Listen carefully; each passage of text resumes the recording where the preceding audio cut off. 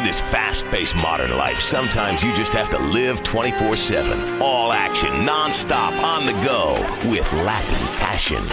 Mas Fuego. Get the fire. Mas Fuego is an entirely new concept in beverage technology. It's a drink that is full of caffeine that keeps you awake and makes you anxious. Oh, it makes my boyfriend crazy. He's like a Latin bull, even though he's a Chinese. Tears me to pieces. Now, that's some Latin passion. Mas Fuego. Synthesized Latin testosterone energy drink. Live life to the limit. No. Is there something wrong with me? It's my weight, isn't it? No, you're great. Just the way you are. Erectile dysfunction is more common than you think, especially due to the fatigue and alcohol abuse that often accompanies taking home a large, needy girl from the bar late at night. That's why there's Mollus. Don't let your penis let you down. Mollus overrides the dignity and disgust that often result from a sexual encounter with a desperate girl. So you can have the confidence and stamina to make an impression that lasts. Wow, that was incredible. Can I see you tomorrow? Yeah, listen, could you use the back door so my friends don't see you? Asshole! Ask your bartender about Mollus, or order online from any number of disreputable Mexican pharmacists. Mollus is Vesuvius citrate and should be taken with alcohol. Mollus, respect be damned. When you die, it doesn't have to be the end. Hi, I'm Uzi Fitzsimmons, and I know that you, your animals, even women, have an essence that continues to flow after the death of a body. In ancient Egypt, where they were fascinated with triangles, man-cats, and incest, the mummification process ensured that in 1,000 years, you'll still look great, and your spirit can make love after death. Wow! Now you can too! Preserve your heritage and soul in the next life by getting mummified. Just listen to one of our customers who signed up. I swear I didn't pay him. Hey, when they bury you, worms beat out your brain. Or they burn the shit out of you. What if I ain't really dead? Even if I'm dead, I don't want that shit. Then I heard about mummification. I'ma get myself some crazy sarcophagus or some shit like that. I'm a pharaoh. Wow, mummification. Preserve yourself the ancient way. My whole life, I felt like something was wrong. I thought maybe I was gay or transgender. But having tried both of those, it wasn't that. Then I realized what it was. I hate walking. Now, thanks to the Relax Power X motorized scooter from Ambulate, I haven't walked in 2 years, and I'm much happier. My cup is always half full, and thanks to the cup holder, it never spills. Now, I never have to worry about indigestion. I can roll my fat ass to the fridge without ever getting tired. The Relax Power X motorized scooter from Ambulate comes with special parking permits for your car, so you can begin living a life of luxury. Why worry about health, your weight, or what people think of you? Now, you're faster. Motorized scooters are the future of the American lifestyle. Carefree. That's the Relax Power X from Ambulate.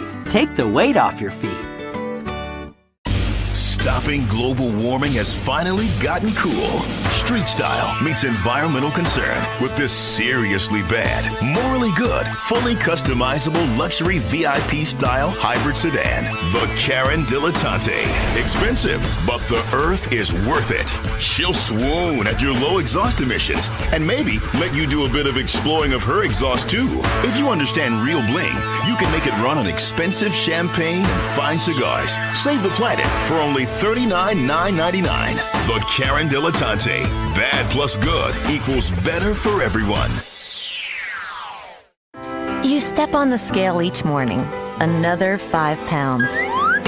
Ugh, it's a heartbreaking misery that knows no equal. But it's not your fault. You've just given up hope. Now it's time to take back that control with a pill. Take a Lipergix after each meal and you're guaranteed to lose weight. That's because it eradicates and evacuates the elements that cause you to gain weight. Lipergix is not available in pharmacies or drugstores, bogged down by regulations. We give you this one-time only chance to cut out the middleman and the FDA by ordering dangerous and potentially life-threatening chemicals over the web. Visit Lipergix.com today and take back the power. Hello, hello. Hey, Leslie, and hello, Chloe. Hello to all my strange, spooky people out there, and welcome to Ominette Paranormal Season 2, Podcast 31. Hope you all had a wonderful Thursday. Please, everyone, make yourself at home. And if you have any questions for our special guests, don't be shy, because questions during the interview are always welcome here. Every one of you means so much to me, and you all are very important to this channel. So I do like to welcome everyone in the chat by name. If I haven't greeted you immediately, I promise I will get to you. If you're new to the channel, please subscribe to us and don't forget to hit the bell icon to get notifications when we go live. And lastly, if you like what we're doing, give us a like. It would be most appreciated. So now let's get on with the show and introduce our guest. Jill has always been fascinated with the paranormal since she was young and had her first experience as a child. That made her more curious about, more curious as to what they were all about and put her on the path that she is now on. In 2010, Jill met a great group of people with the same passion for the paranormal. She formed a team, St. Croix Paranormal. They started traveling all over the U.S. to well-known haunted locations in search of answers. It was through doing their travels that she wanted to have her own location, and in 2018, she was able to fulfill that dream and found the Boyd House. And it has been quite the adventure. So let's welcome Jill. Hello. Hi, Kim. How are you? Hi there. Welcome, welcome. I'm so excited. Oh, thanks for having me. So let's see. I just want to real quick. Hello, Wayne. Glad you're here. What got you interested in the paranormal, and how long have you been investigating?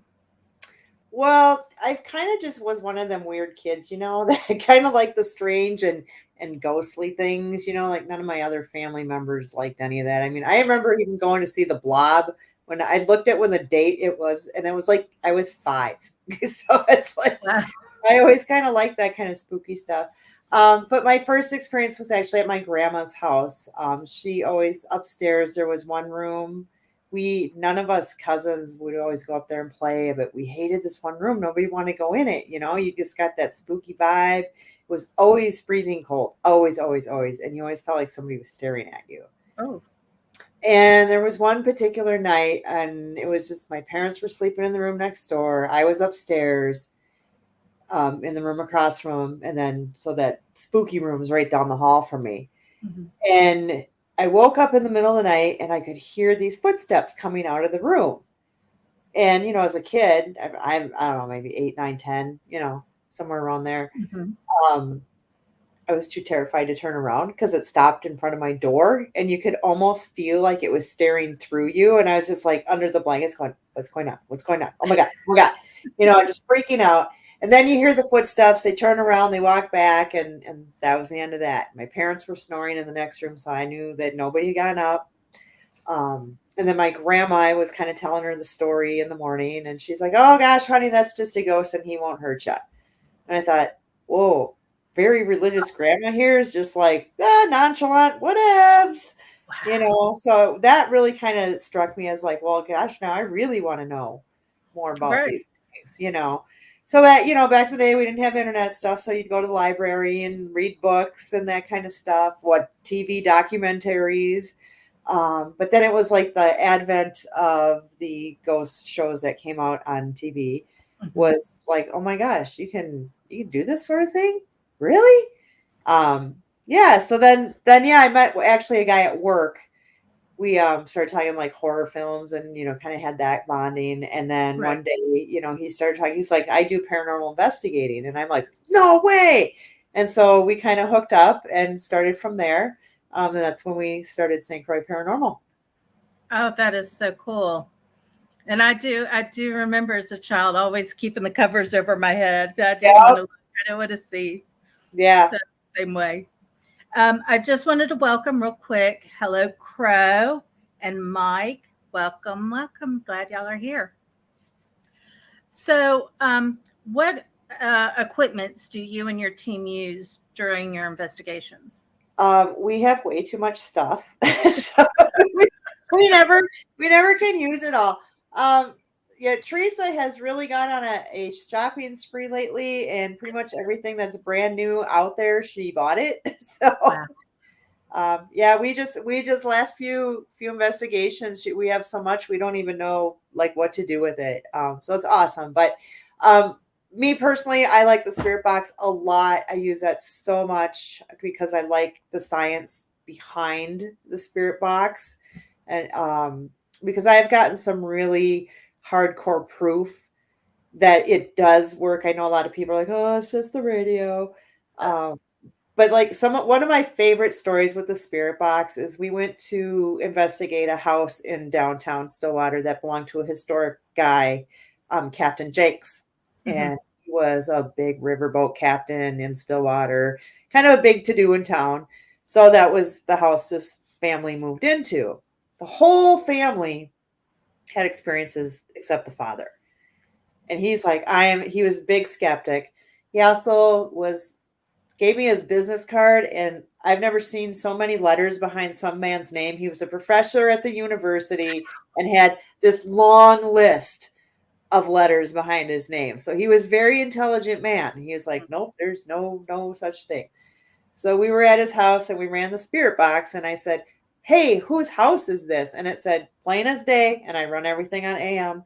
It said Captain Jenks, like plain as day. And I made him a believer that day because he knew that there was no way on an AM station that was going to come out the exact second I asked that question.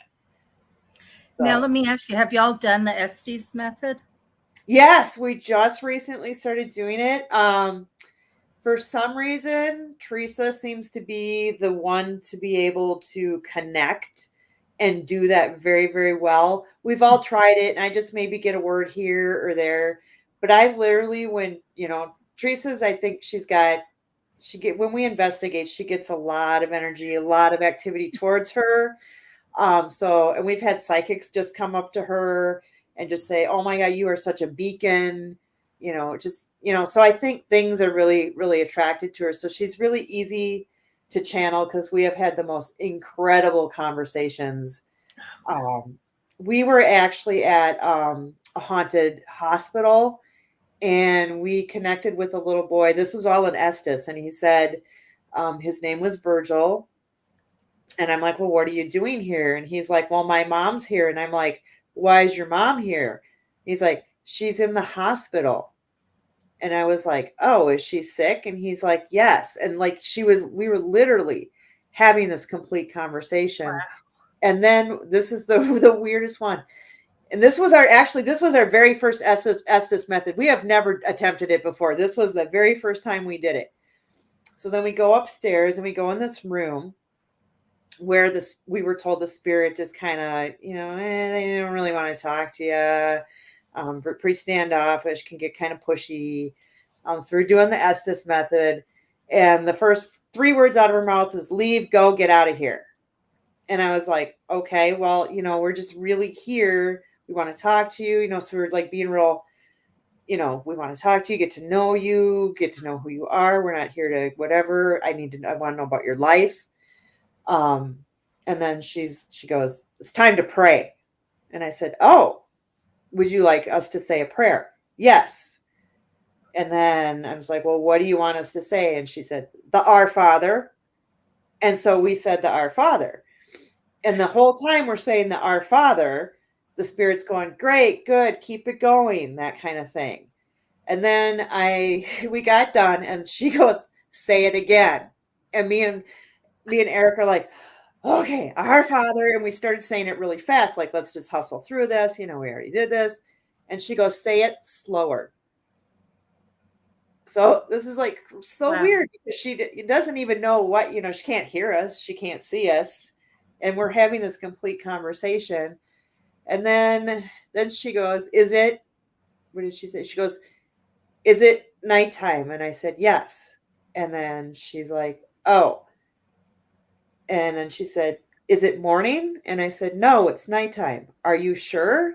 I said, yes, it's pretty late. I don't exactly know what time it is because I didn't know what time it was. I kind of knew. And then she goes, it's 12:21. So we took out our cell phones and it said 12:21. And I go, how did you know that? Well, I just know. And I was like, okay. So then I feel like the spirit kind of opened up because then he went on a conversation about his son that died and how he died, how his son died. And, it was like he opened up because, we did what he wanted. He wanted us to pray. We were approaching, that's kind of our philosophy too. We do a lot of respect. Right. And we usually don't like to focus on how they died. We like to focus on their life. So we usually ask a lot more questions about what did you do? What's your favorite thing? Did you have a vacation spot you ever went to or didn't go to? Or, where did you ever want to, we just ask so many questions because I'd rather focus on that because nobody really wants to talk about how they died. So right.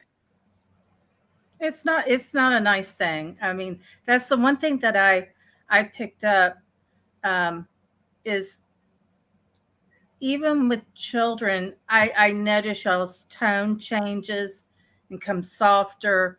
And you ask these, wonderful questions, especially if you're dealing with the child spirit. What's your favorite toy and what's your favorite color? I loved hearing that. That was, I was like, there, yeah. Yeah, my husband used to make fun of me. Now he's not into the paranormal at all, but he loves what I do and likes to watch, and but yeah, he's always a few times he's been with he just kind of jokes on, "What's your name? What's your favorite color?" And he's just like, I'm like, "Shut up!" Right. I do have my favorite one though. We were at the Boyd house and we were doing stuff and I said to him, "Oh, I forgot something. I got to go downstairs. Just sit here and talk to the ghost." And he's like, "Okay." And in the meantime, in the background, I'm watching my EMF bears blinking in the closet, and he's just sitting there. He doesn't notice. He goes, "Yeah, I don't know what to say to you people." Oh, that was like my favorite. Yeah. No, you'd have honesty. Yeah. I love that. So if money wasn't an issue, what paranormal equipment would you buy for all of us? Is there one thing that you've just you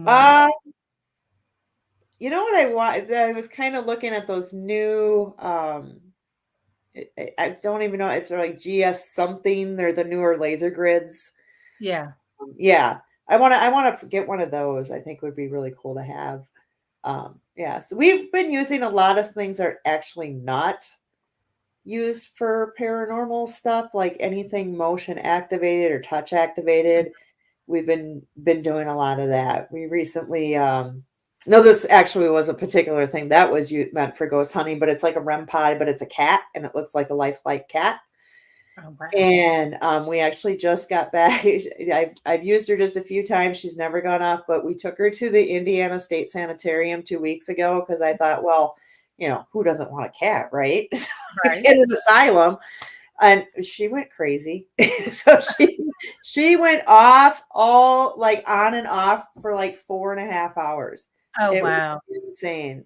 It was pretty cool to see that. We were really sad we had another we were tight space for stuff. So I was like, oh, I really wanted to bring our other cat Scrappy, who is actually totally not meant for ghost hunting, but he is motion activated. And if you touch him, the more you touch him, he'll purr, he'll move, he'll do all kinds of stuff. And I really regret not bringing him because I was like, boy, if they touched Maddie, they would have touched Scrappy. So right. That would have been interesting to have seen. Yeah. I just wanted to welcome because I saw Robbie pop in. Hello, welcome. So you and your team have done residential cases. Yes. Does your team charge the residents? Oh no, we've never ever done that at all. No. We always enjoyed helping our clients and stuff. We've kind of moved on from doing residential at this point just because we focus on doing the Boyd House and then just some of our travels. But like I think one of my favorite stories of doing a private home is we went because they kind of thought that it was the whole family members because I think like they had a brother and their father had passed away and you know, a couple family members. So they kind of felt like, yeah, that's who's in the house, you know. We kind of focused, you know, on that. But what was really interesting is I went home and I'm listening to the voice recorder, and the owner, the wife was upstairs and she was coughing. She, you know, she's kind of getting over a cold, and she's like, you know, couldn't stop. She was the only one upstairs, and I got a voice of a child that says, "You want a cool drink of water?" And I was like, "What?" And I'm like, "No way." So, you know, I kind of went over some of the other evidence we got, and I said, and for what it's worth, this is the CVP I got. It's crazy. I don't know why, but yeah. So he calls me back like the next day. He goes, "So I was telling my mom about this EVP that you sent me, and she said when we moved into the house, two little girls appeared to her in her bedroom, and she didn't want the kids to be scared. So she made a deal with them that if the girls stayed in her room, that she would bring them toys and take care of them, but she wasn't allowed to show themselves to the children. And that's why they never knew about it." And they're like, and we were making fun because like, why does mom keep dolls in her room? Mom's really weird. And yeah, and I was just like, that's amazing, you know, that she got that confirmation, you know. Wow, that is really, especially somebody that's not in the paranormal, to have that grasp. You know, that's wow. That's really, really neat. So, how do you guys handle when your client wants you to move a spirit on that's in their house? How do y'all handle that situation? Well, we don't know quite how to do that.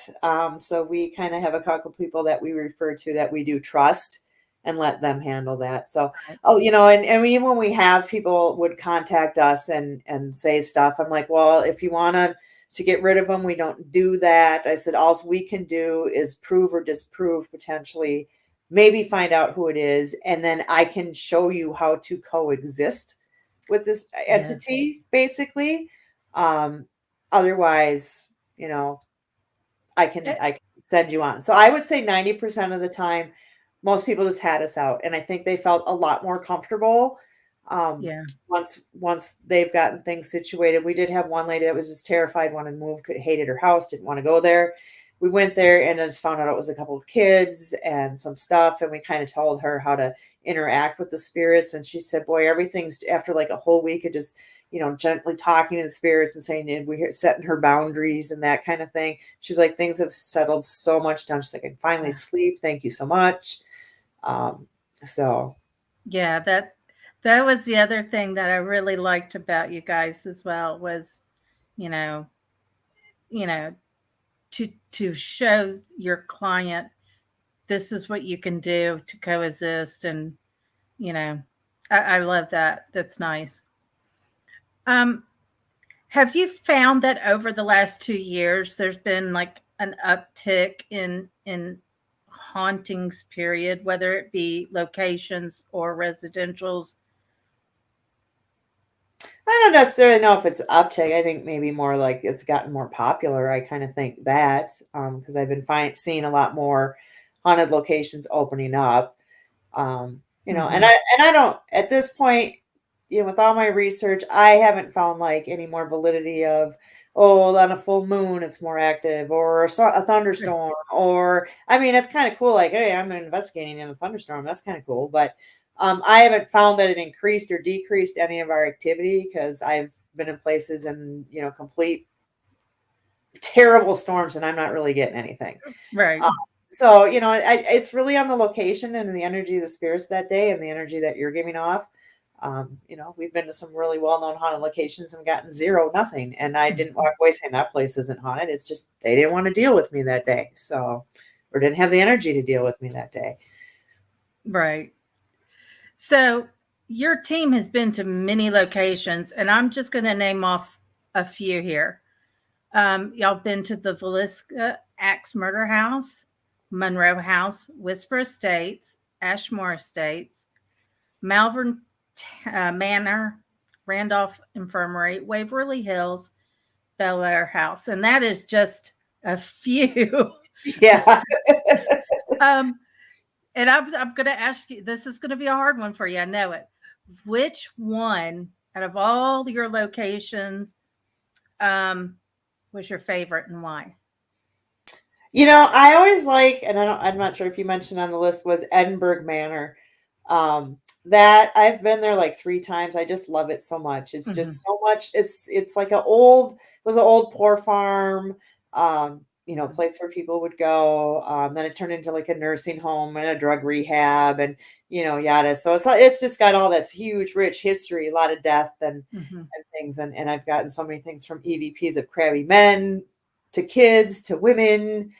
We always get some sort of interaction. My favorite interaction, and I'll never forget, and now every time I go back now, I never got to connect with her again, but there is history of a child that's there. Nobody really knows her name, but we were having so much fun with her in the playroom that they have. So she's really interacting, and we get really interactive, like when we're playing with kids, like we'll get up and we'll dance, we'll sing, we'll do, just like you would with a real child, Yeah. And so, then it got to be late, and I said, okay, well, good night. We got to go now. It's been fun playing with you, blah, blah, whatever. And we leave.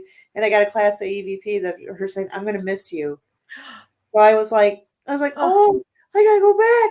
But I've never been able to connect with her the several times that we've gone. So I don't know. Maybe somebody moved her on. She's moved on. I don't know. Yeah. But just to have that, it was super awesome. That's awesome. I just wanted to say welcome to Joe. Thank you for coming. Robbie says your thoughts on portals. Oh, I'm sure they exist. I don't, I've been to places where they say there's a portal, and I can't say that's been more or more active or not, but I mean, there's a veil they got to come through somehow. So, there's so much to say on it, but I've never really encountered one. So.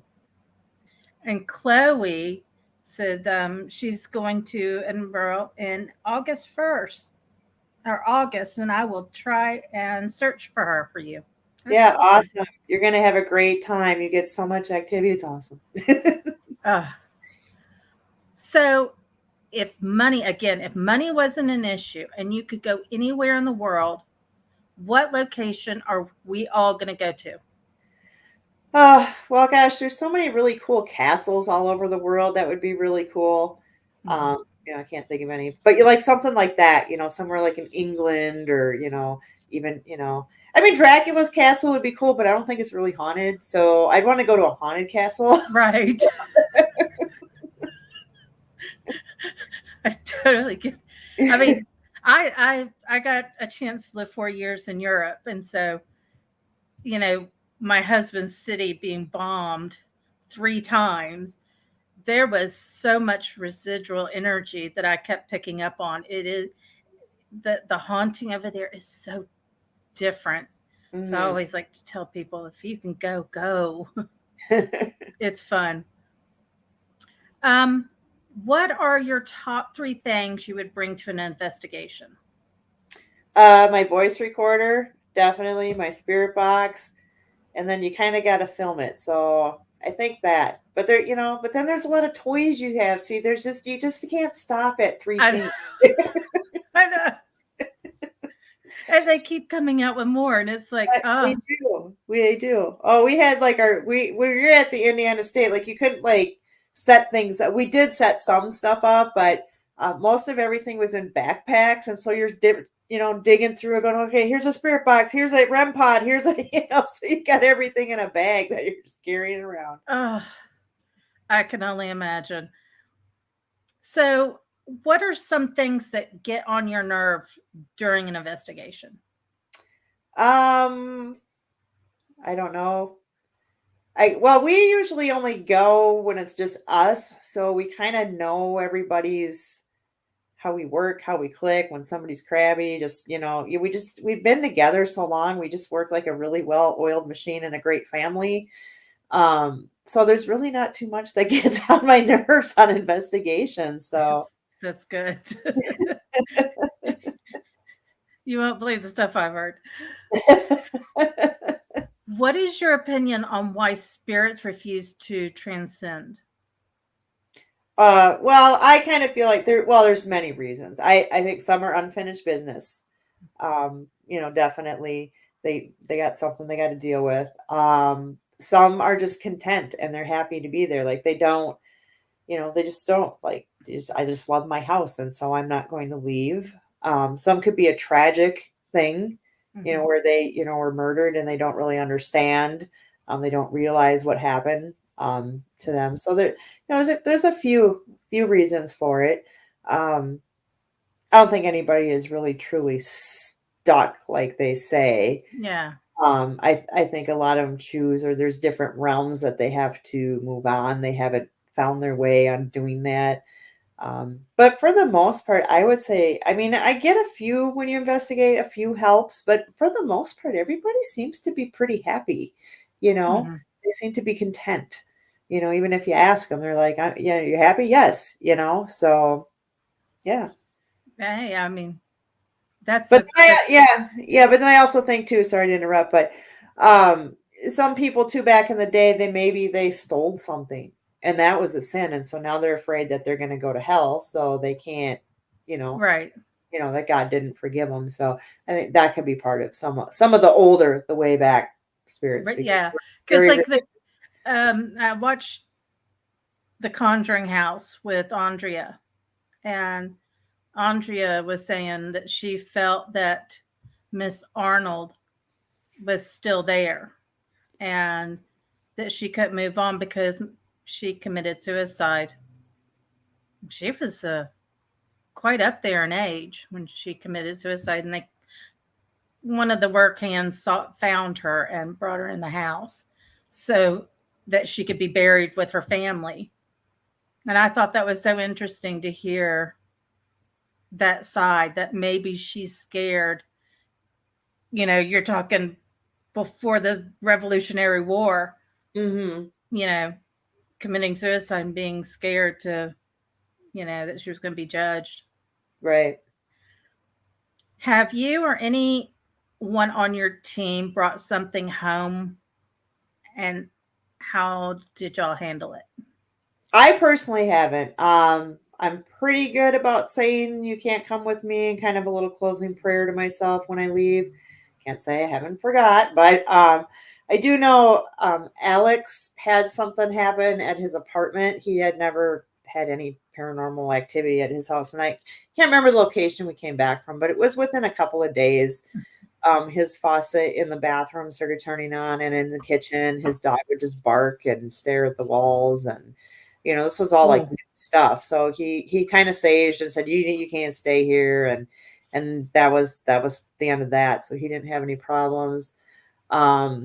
One time Donna, she said that she had woken up and saw like a cowboy standing at the end of her bed. So she doesn't know where he came from, but she just kind of sent him on his way. Just said that, hey, thanks for visiting, but see ya. So that's pretty much it. Nobody's ever really, nothing malevolent, nothing really attached. So we try to stay pretty good. But I think, we don't really go to places that are known for demon evilness kind of stuff. We've did this Saddamsville, which is supposed to be like evil demons because it was a rectory, but then people took over and they did satanic worshiping there. And then people who rented there did like a pit bull fighting ring down in the basement. So just a lot of negative energy and stuff. And when we went there, we're like, okay, nobody leaves alone. Nobody spreads out in this house by themselves. We heard so much, negative and stuff. And we did not get that type of activity. And maybe we were just there that day. I don't know. We talked to the dead priest that had killed himself there. But other than that, we didn't get like it. Nobody got scratched. The only thing that was off that day was that Teresa constantly was falling asleep. Just like she would be sitting there just, Oh, wow. And that's not her, because at the time she was a bartender. So she's used to staying up all night. And yeah, she just couldn't keep her eyes shut. We'd take her outside for a little bit and she'd be like, oh, da-da, just herself. And then about 5 minutes after being in the house, she'd just back down like, so, something could have drained her. Although we did get a really bad EVP at the end of the night that said, I want your skin, which was really kind of creepy, but we didn't know that at the time. Oh, yeah. So, but, we didn't experience anything malevolent. So that's a good thing. It is. I don't know. I think we got a nice, beacon over us. I think we have some really good guardian angels on our side. So. Wow. So Mike O says, I completely understand what the idea of things not being trapped. His house has transient spirits. Mm-hmm. Leslie says, have you come across a spirit that has shown up in a completely different location than where you first met or interacted with? Funny you mentioned that. The only thing I've ever had happen is, earlier we were talking about doing that Estes method. Mm-hmm. And I had said that we made connection with, a little boy named Virgil. I was actually at the Boyd house doing the Estes method again. And we were talking, and all of a sudden the name Virgil came through, and I was like, Virgil. I go, is this the Virgil that was in? And she's like, the hospital? I followed you. And I'm like, oh boy. And I'm like, Virgil, you need to go back. So I don't know if he was just coming through with the spirit box type situation. But yeah, that was probably the only time that I feel like it's been you get the one thing in one location and then again in the other location. That's interesting. And that's a good question. And Mike O says dog fighting can conjure some negative vibes. Yes, absolutely. Oh, sure. Yeah. I mean, that's just juju I don't want. Mm-hmm. What question do people ask you when you tell them you're a paranormal investigator? Well, you get two responses. Or what other people are like, what? You're crazy. Right. How can you do this? Isn't it scary? So you get that response, or you're like, oh my God, didn't I tell you a story? One time, so yeah. So I usually get a good story out of somebody because they had an experience and they probably just want a little validation to say, yeah, I think that could have been something. But then they usually just ask you questions about like what you do, what's it like, that kind of thing. What is my husband? Wow, Africa must be full of evil according to suffering equals evil method. Oh my goodness. Okay, now you're going a little too deep there. What things should you pick up on during an investigation? Well, hopefully you get some interaction. So it depends on the equipment you're using. And then sometimes we just go sometimes too by how we feel. I think the only, gift that I have, since I can't really communicate, I can really feel when they're around me. I just get that certain sense, and just that certain feel. So, just kind of rely on your instincts and then, some of your equipment, and hopefully you can get something. I think a voice recorder is a really good thing. You can't dispute a voice recorder. Right. If you can, determine, because I've had stuff where I'm like, oh my gosh, that's for sure a voice. I'll watch some band film and go, huh, that was one of us. So, I always, the stuff that we go through, I really try to validate, and make sure that it is, not one of us or even an outside source. I'll take consideration, what time of day is it? Did I audibly hear people throughout the day outside? So you got to kind of really think of things. Not everything is paranormal. So right. It's not like the shows where you're just, everything's hopping. That's so rare. Gosh, you'd make $1 million if you had a place like that. Right. So we've delved into you and your team. So let's talk about the Boyd house. And when we talked on the phone, I told you this, it really struck me because my mother's maiden name is Boyd.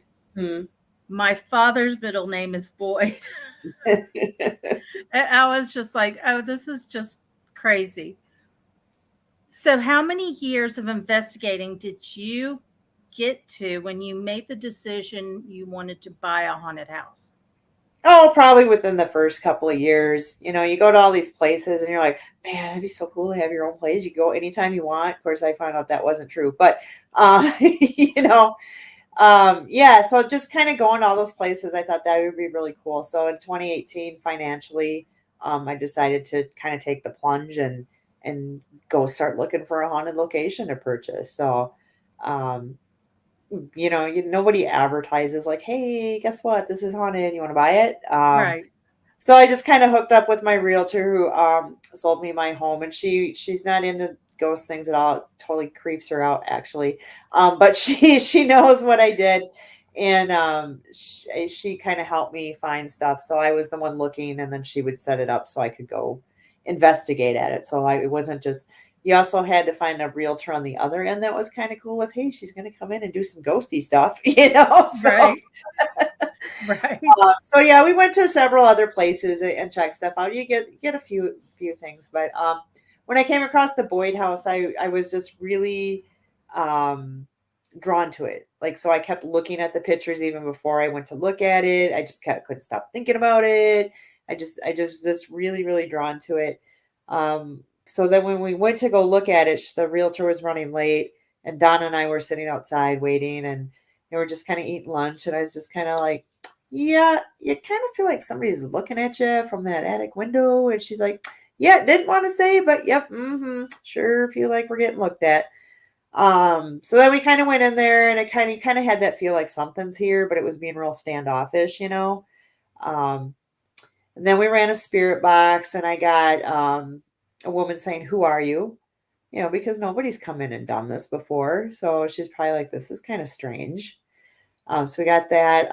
Couple things, couple kid voices things. We didn't get any EVPs or anything, but we did get one of our REM pods went off within 8 minutes of being there. So that was like, okay, well, should I go with that? I mean, it's not a lot, it's a little bit, but so then I consulted a psychic that I really, really trust. And she's like, oh gosh, yeah, there's like 6 spirits there. She told me all about them. And as we've been investigated, we've proven everything she told me was true, plus more. I think we have some transients, or we've drugged stuff in because we have so much haunted items and antiques there. Oh, yeah. Yeah, so she told me that. And I thought, well, you know what? I'm just going to hit up the people that live there. I mean, they were certainly, right. have something. I mean, if they just think I'm nuts, then whatever.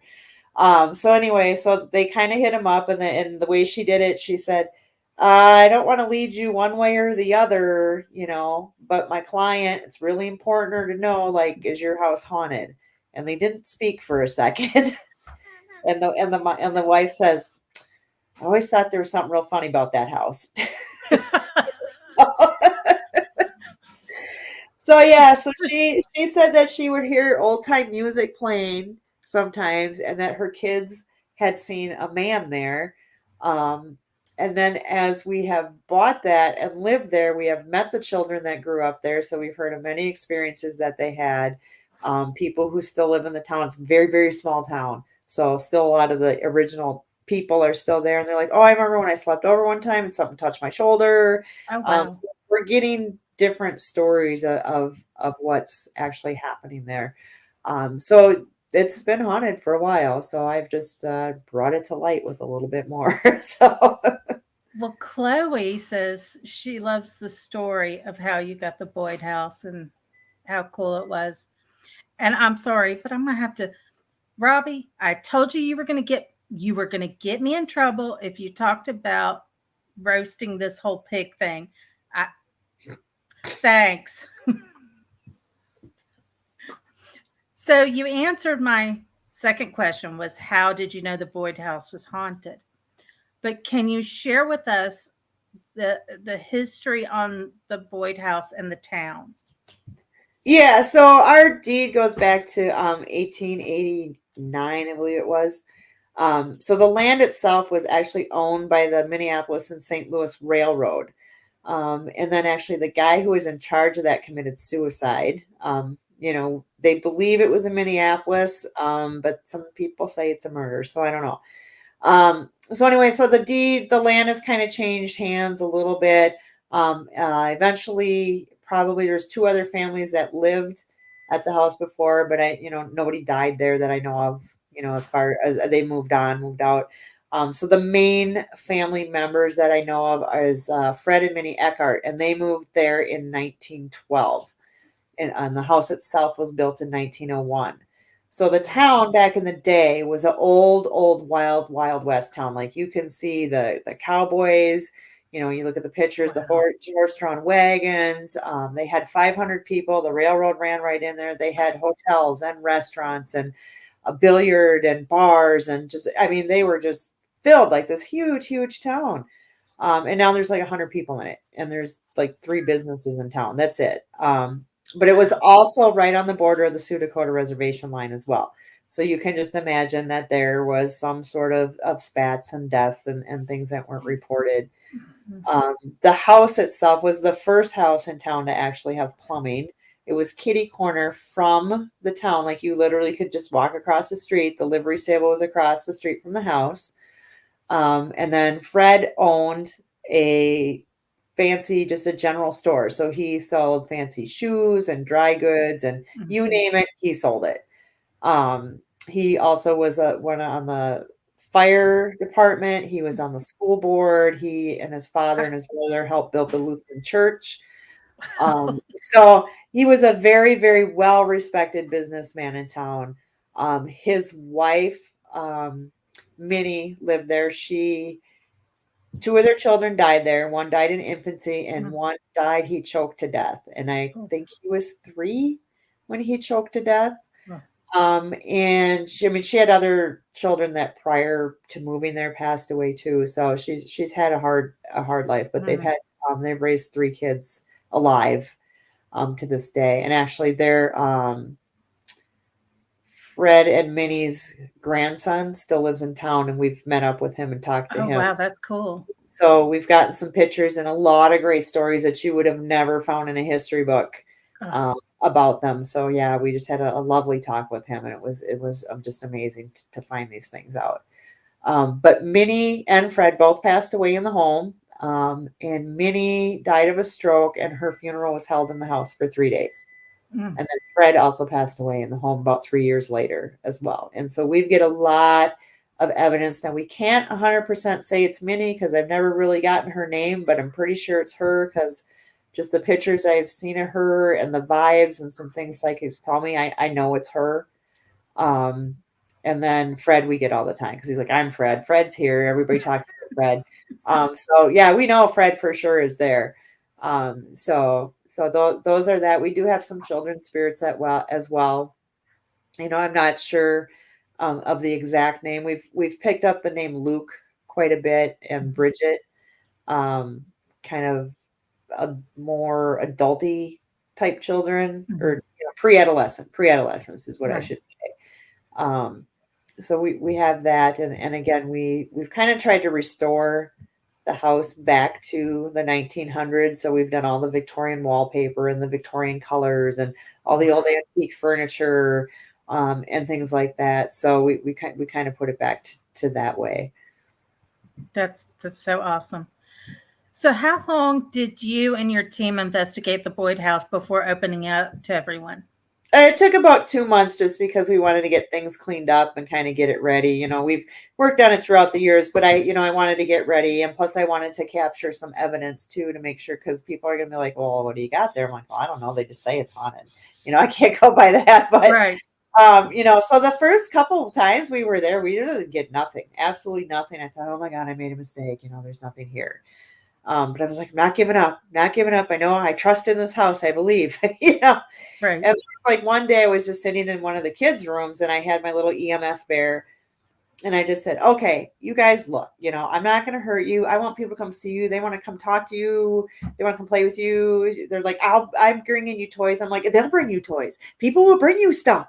You just have to let us know you're here. Like, so I really kind of encouraged him that way. And then my REM pair went off like on and off for like 3 hours that night after that.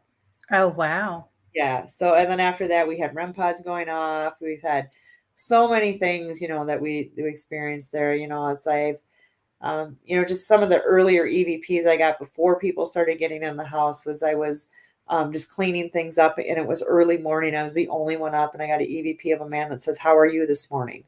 So they're like really, they're there, they're watching. We get so many, EVPs where they're exactly responding to what we're doing, what the questions I'm asking.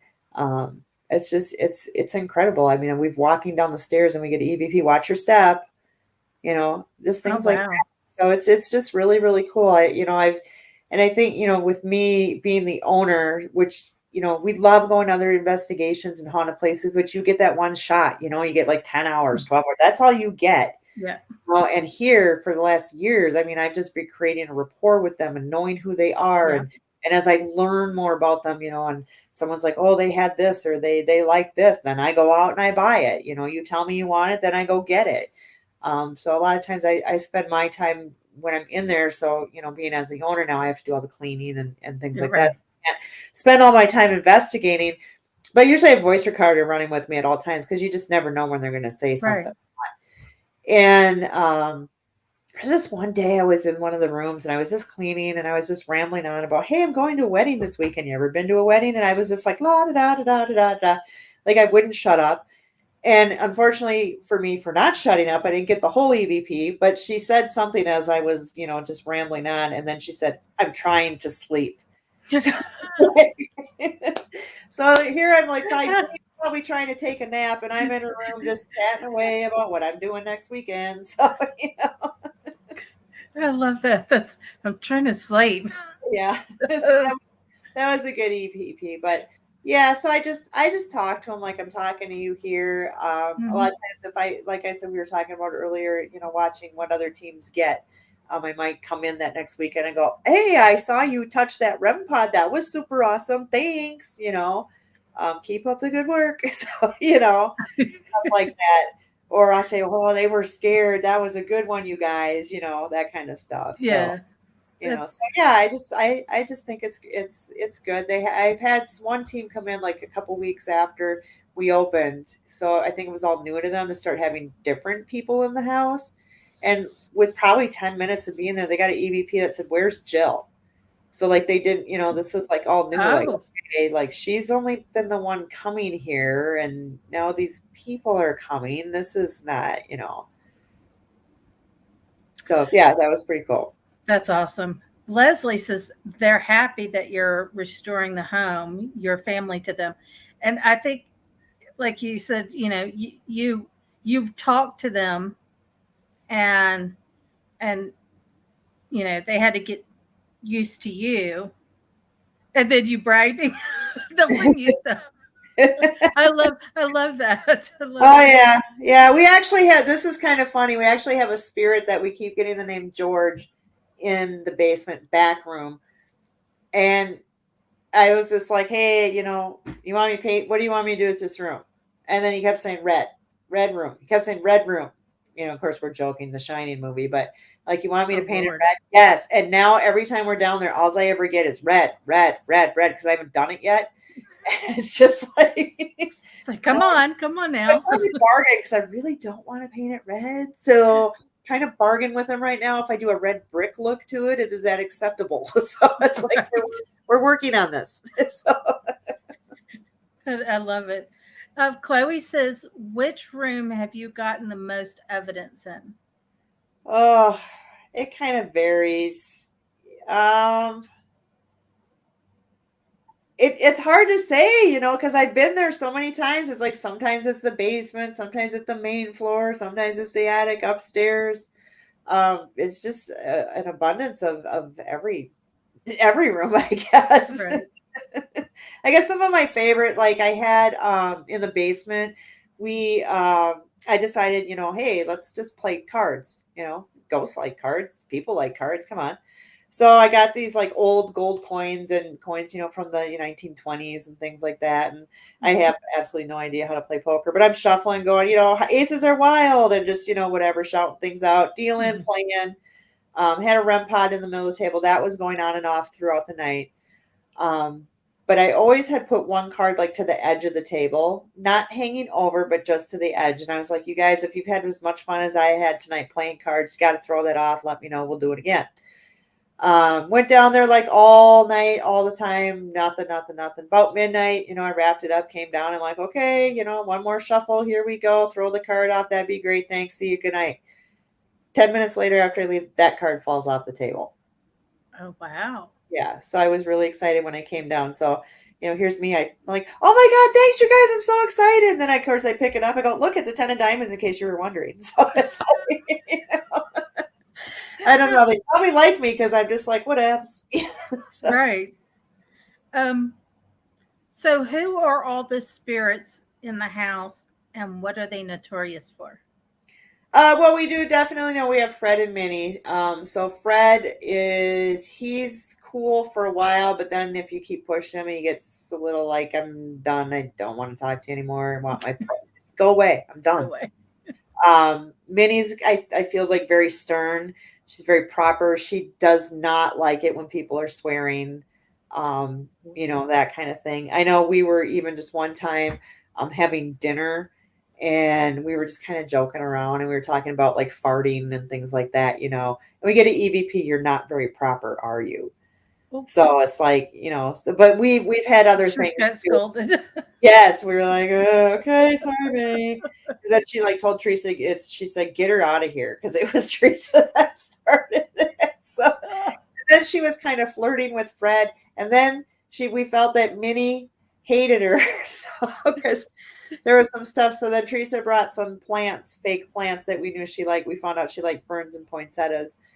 So we brought some of those fake ones in and she's like, okay, yeah, I'm sorry for flirting with your husband and for swearing. And so if you really like this, touch the REM pod. And she did. So they made a truce and they're all good. Wow. That blows my mind. So, how did the spirits take to you renovating? Did it cause them? Because, we all know renovations always tend to stir things up. Was anybody upset? How did that process go? I don't think anyone was upset. I think we got, I think there was one time we were spackling. We got an EVP that said that looks very elegant. Because they probably didn't spack. I don't know when they started spackling, but so they were watching us do that. What I thought was kind of interesting is I was at a convention and I was talking with a gentleman and we were talking. He's like, oh yeah, I'm like a psychic and I like to go in and see what things are and then have a team come in after me and see if we can correlate if we get the same thing. And I'm like, oh, that's really cool. Do you do that? Because I'd love to have a read on my house. Mm-hmm. And all of a sudden, like his whole thing shifted and he just started talking about my house and stuff he should have not known. He was telling me stuff. But what I thought was really interesting, he goes, somebody there was wallpapering and didn't really know what they were doing because the ghosts were thinking that was so hilarious. And I'm like, me and my husband have never wallpapered a day in our life. We YouTubed it and we argued and fought and things were going on crooked and, it's just a disaster. And so they're probably sitting there going, look at these yahoos over here. So just for him to even say something like that, I was just like, oh my God, yeah, they totally were making fun of us. So it's like, that is awesome. I love that. That is just so cool. What are some of the things that happen in the Boyd house that people can expect? Oh, it's run from so many gamuts. Sometimes you can just have nothing, quiet night to, doors are opening, banging, footsteps, audible voices, being touched, a lot of equipment interaction. I've pretty much experienced all of that. Yeah. Shadows. I haven't seen the shadows. My friend's seen a shadow. My husband's seen an apparition on the stairwell. Yeah, I know. It's like I've been an investigator for how long? And I've never seen an actual apparition. I've seen one shadow my entire life and doing this, and you come in and you see a full-blown apparition. But anyway, so oh wow. But he came in from the front, and he was carrying some boxes, and he looked up at the top of the stairs, and he saw like a woman with long brown hair, and he goes, and she's gone like that. He's like, because for a split second I thought it was you, and then I'm like, wait, that's not her, and then she was gone. So I was like, oh, I'm so jealous.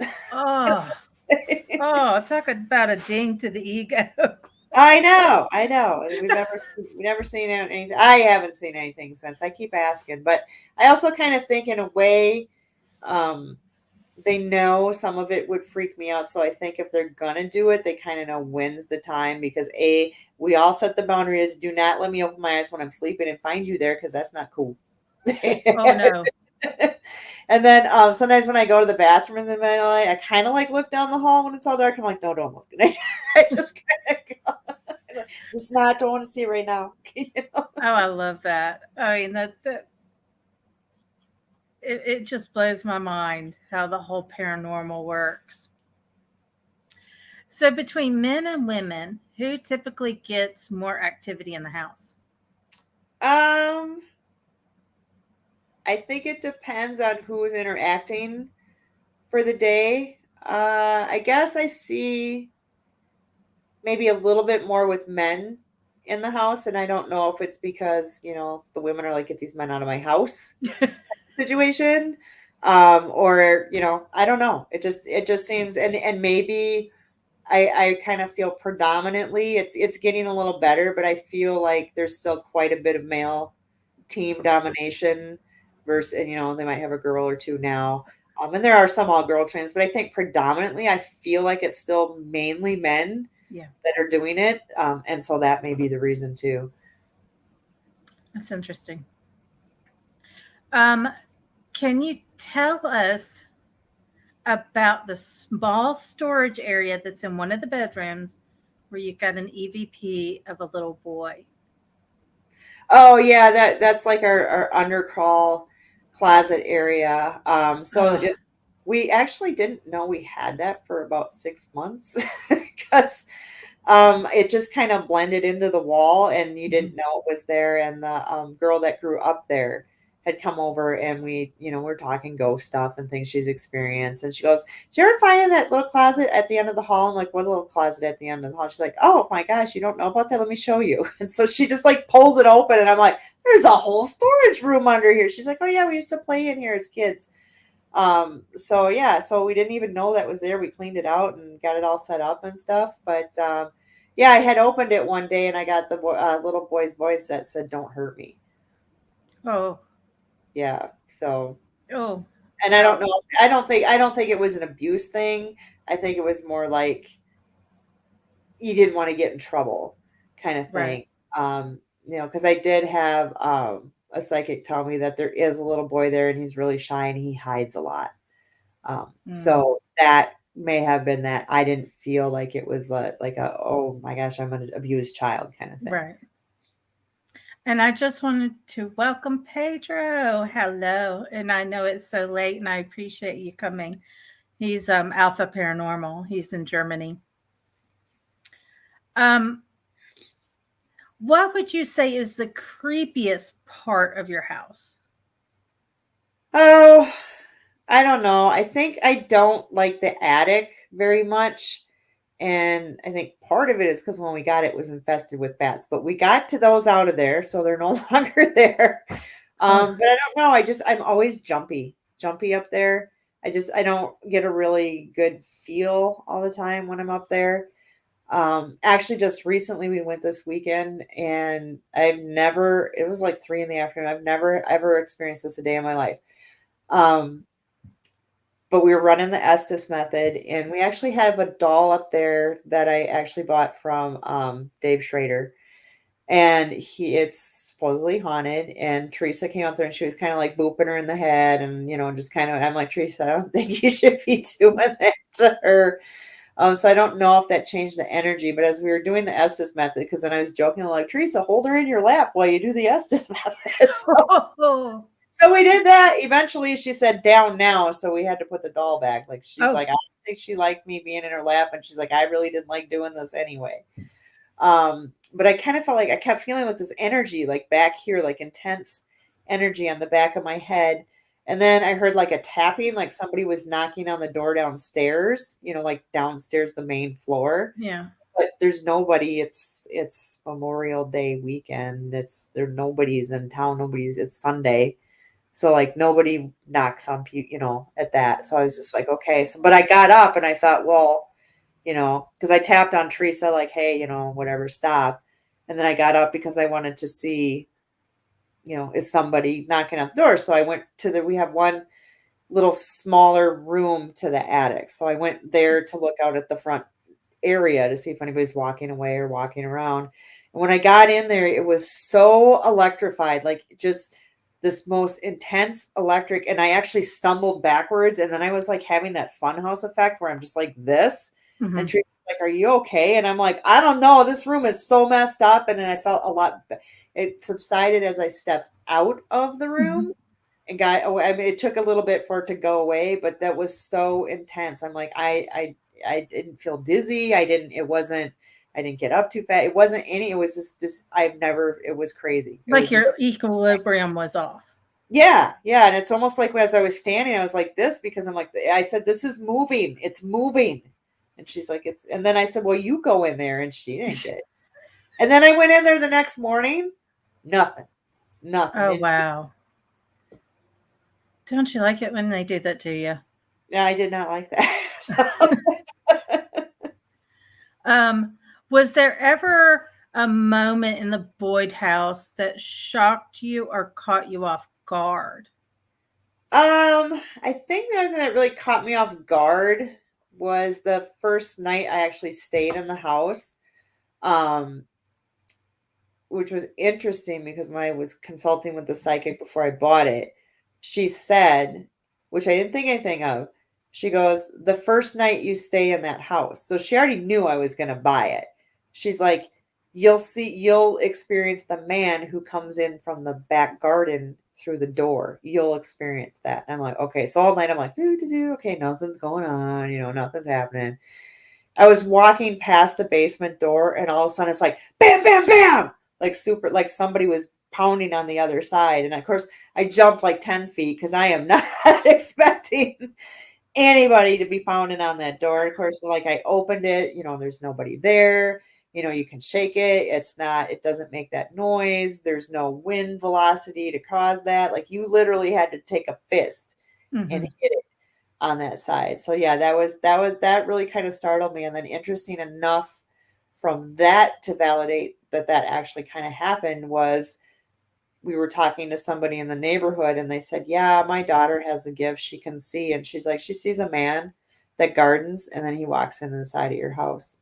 And I'm like, interesting, because nobody even knows that psychic told me that. Oh, wow. So that all kind of validated everything too. So that was really good to know. Wow, that's amazing. I just wanted to welcome Jeremy. Welcome. So let's talk about your haunted objects in the house. Did any of these, so what are they? And did any of these items affect the house in any way? I'm not sure if it's made it more active. We get a lot of different energies, different names, things like that. But we did start collecting these haunted dolls. I don't know if they truly are, or sometimes if I was at an antique store and I was really drawn to one, I would purchase the doll. What else have we got? I think one of the most, so it's mostly dolls. The oddest thing that we now have is there was a painting that a lady gave us, and it's really, really creepy. I can't even really describe it, but it's got a monkey in it, and it's got like 3 red chairs, and there's a really creepy tree, but yet it's inside a house that looks outside, and it's mostly blue, different shades of blue. And then written around the frame of it is a story about monkeys. And the lady contacted us because she said her and her husband picked it up on the side of the road right next to a tree with some red chairs, just like in the painting. And her husband always regretted not taking the chairs, but they took it home. He became very obsessed with this painting. He hung it in the garage. He was very obsessed with it. She hated it. She always felt like there was an evil presence about it, that something was staring at her, and she would never read the side of the story because she felt like it was going to open up a portal or something, and she just hated it. Her husband committed suicide in front of this painting. Oh. So she wanted it gone, out of her life, whatever. So we took it, of course, and we brought it to the house. It's hanging up. And honestly, I haven't had an electrician, so I cannot say this is or is not paranormal. But after we hung up that painting, I no longer have power to that room.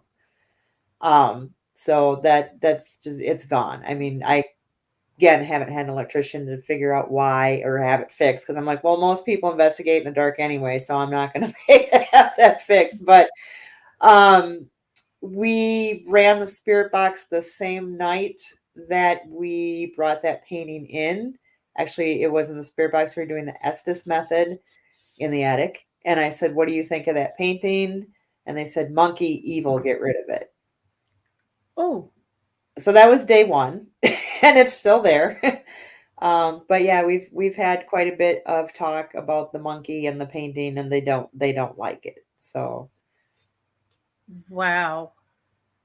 That is yeah. And I like, Ed, will you put up Leslie's put up her thing? She's got the see no evil, hear no evil, speak no evil monkeys.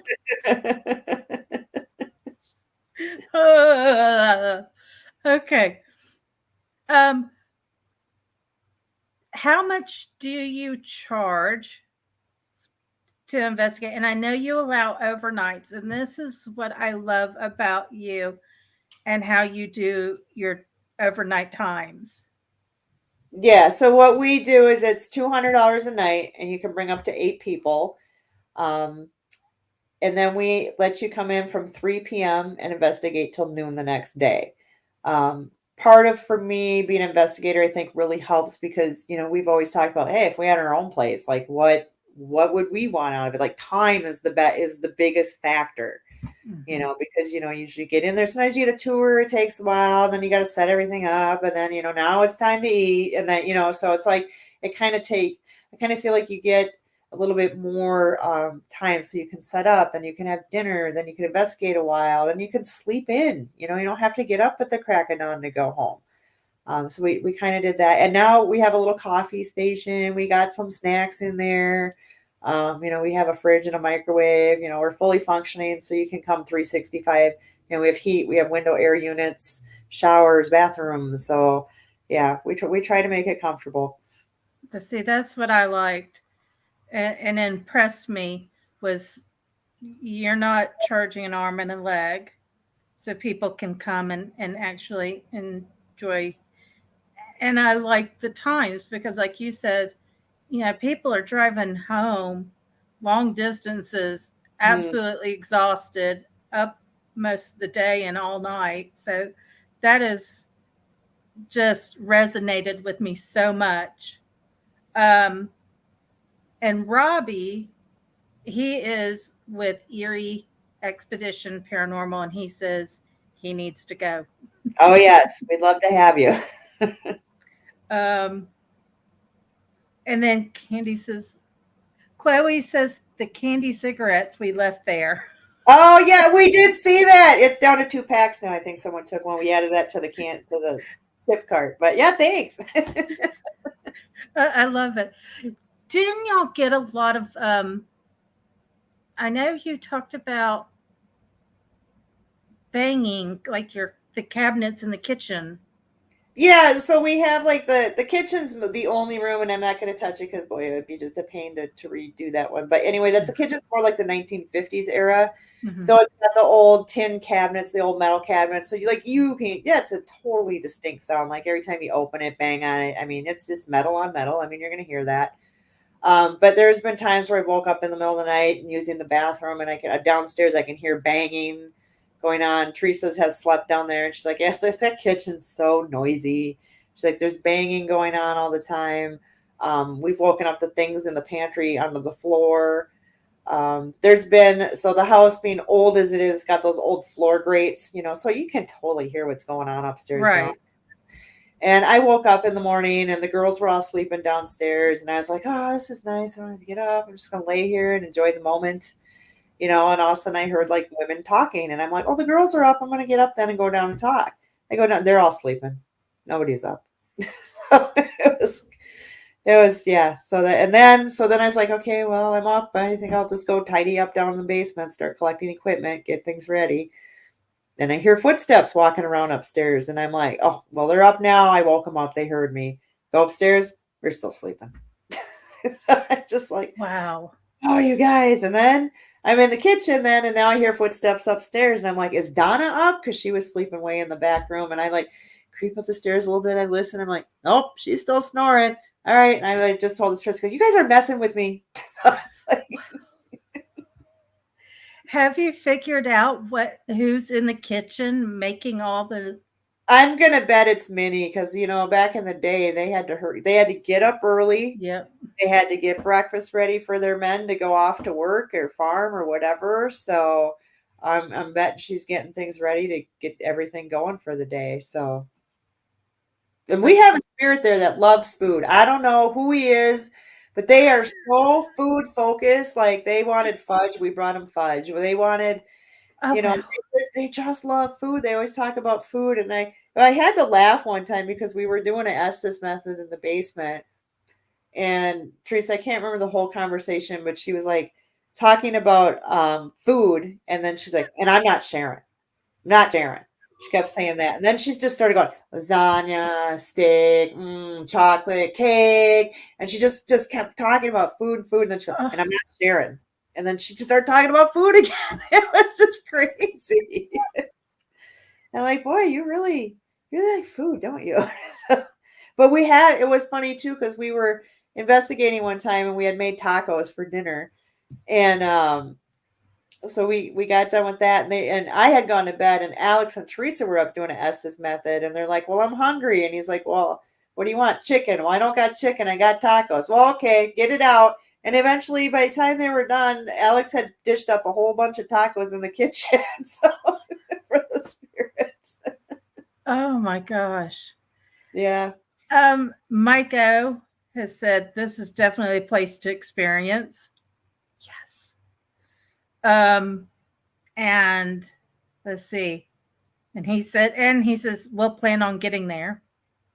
Yeah, definitely. And Leslie says I would love to visit this place. So fingers crossed we got you some more people to come in. Great. Yeah, we'd love to have everyone. Yeah. They like interacting as long as you're, respectful and stuff too. They, I feel like those who come in and are more like, come and talk to me. Well, they're not going to. So. No.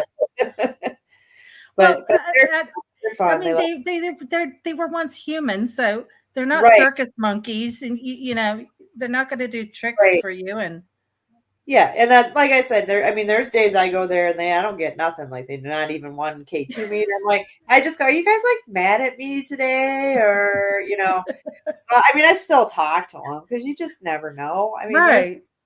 We've been even out on investigation. You think, you've got nothing. Then you come home and you have all these EVPs and you're like, oh, well, I guess there was something going on, so you just didn't know it at the time. Right. So there was also a story. One of your investigators, y'all were sleeping on the main floor. And she said that she felt like somebody was trying to lay down. Oh yeah, that was the second time I ever spent the night in White House. So we didn't have a lot of furniture or stuff back then, so we just had brought in some air mattresses to blow up in the living room. And when we went to sleep, Donna said she woke up because she heard footsteps coming down the stairs, and she thought, oh, I got up to use the bathroom or something. Then she looked over, so I was sleeping, so she's like, okay. And then all of a sudden she felt like something got on her mattress and kind of was like snuggling up to her, and she thought, well, did she get scared and wake up and came into bed with me? Like she thought I go, when have I ever crawled into bed with you? Because I was scared. She goes, I don't know. But then I looked again, I kind of did one of these and I realized there was no body there. So she's like, but then she just said, she just lifted up the blanket and said, all right, come on in. So, cause she said she felt like it was like a child, a smaller, not like a little kid, but maybe, 8, 9, 10 is what she thought maybe. So yeah, just kind of snuggling up to her. So she was like, and then she went back to sleep. So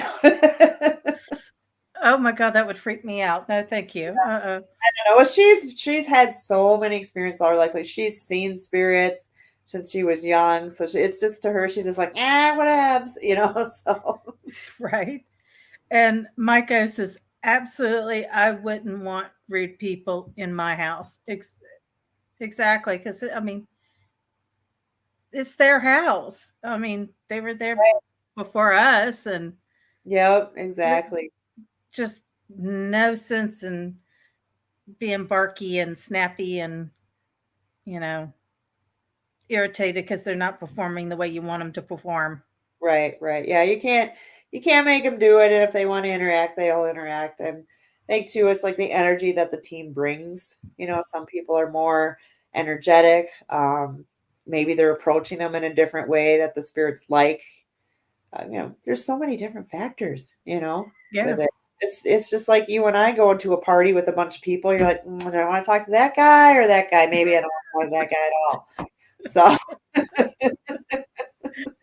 love it. I mean, it is. I mean, I've literally combed over your channel, and it's just so interesting. The things that you have gotten from other locations, but also from the Boyd House itself too. I mean, Mike says, I don't look for a circus, just a conversation if possible. Who wants to be in a? I don't want to be in a circus. That's already crazy. So I want to kind of delve into some other things because we had talked, because I had noticed you guys have done the big ones, but y'all do a lot of smaller, less known locations. And I could not figure out how I did not know about Whisper Estates until I saw your channel. Can you give us a little history on Whisper Estates and why it's so haunted? That place is insane. But that what that house is, we kind of like doing. I mean, of course you want to go to the big name places because like who doesn't? But we like to sometimes find those underground places, So I follow a ton of paranormal groups, and that's kind of how I came across it. Yeah. One day I'm like, oh, Whispers, let me check this out. So this is before they even got on, national TV. So that was a doctor's house, and he did a lot of unethical things with his female patients. There's body parts buried in the backyard. They had one of their children accidentally set a fire, so she got severely burned, and then she suffered for a few days, and then he mercy killed her with morphine. Oh God. There's a little boy who fell down the stairs and died. One of the wives died of pneumonia or tuberculosis. I can't remember, but I remember when you're in there, it's hard to breathe. Yeah. And then the other guy that I know for sure died there, his name was Virgil, and he died in front of his closet. He was the caretaker of the property, and he dropped dead of a heart attack as he was putting his stuff away for the last time.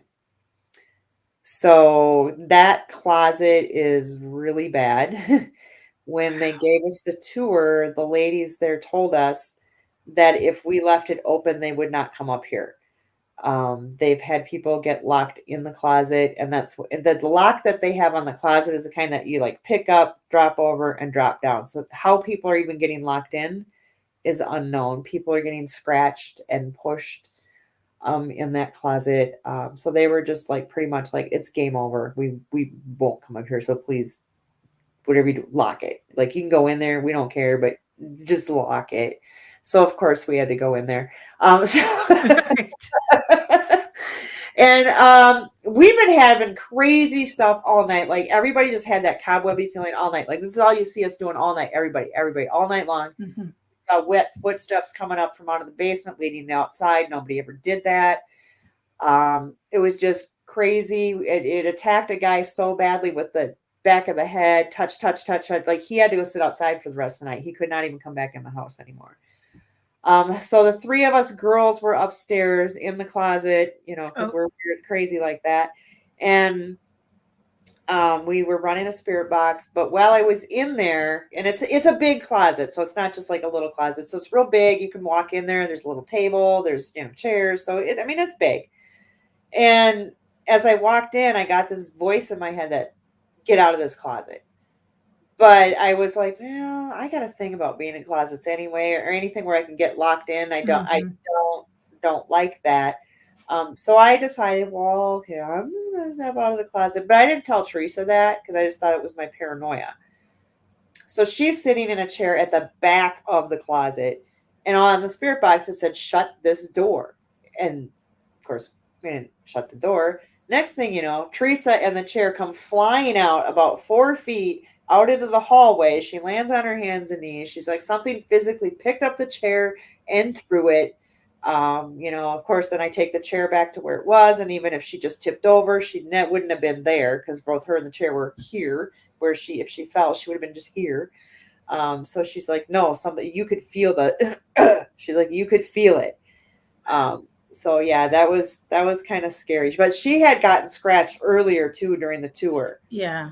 So I think she was already kind of, like I said, she's got a beacon and things tend to go. We kind of tease her and call her, she's our paranormal punching bag. She's the one. Bless her heart. Yeah, she always gets scratched or pushed or something. So it's usually, if it's going to happen, it's going to happen to Teresa.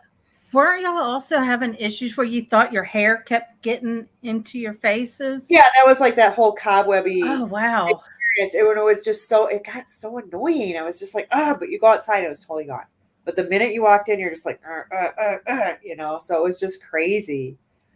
Oh my goodness. Yeah, and we vowed we would never, ever, ever go back. But I think it was 2 years ago we went back, but Teresa refused to go. She wouldn't go. And we did not have that same energy. And I truly believe it's because she was not with us. We had some interaction. We had like the REM pod go off and stuff, but it was nothing. We didn't have the cobwebby feeling.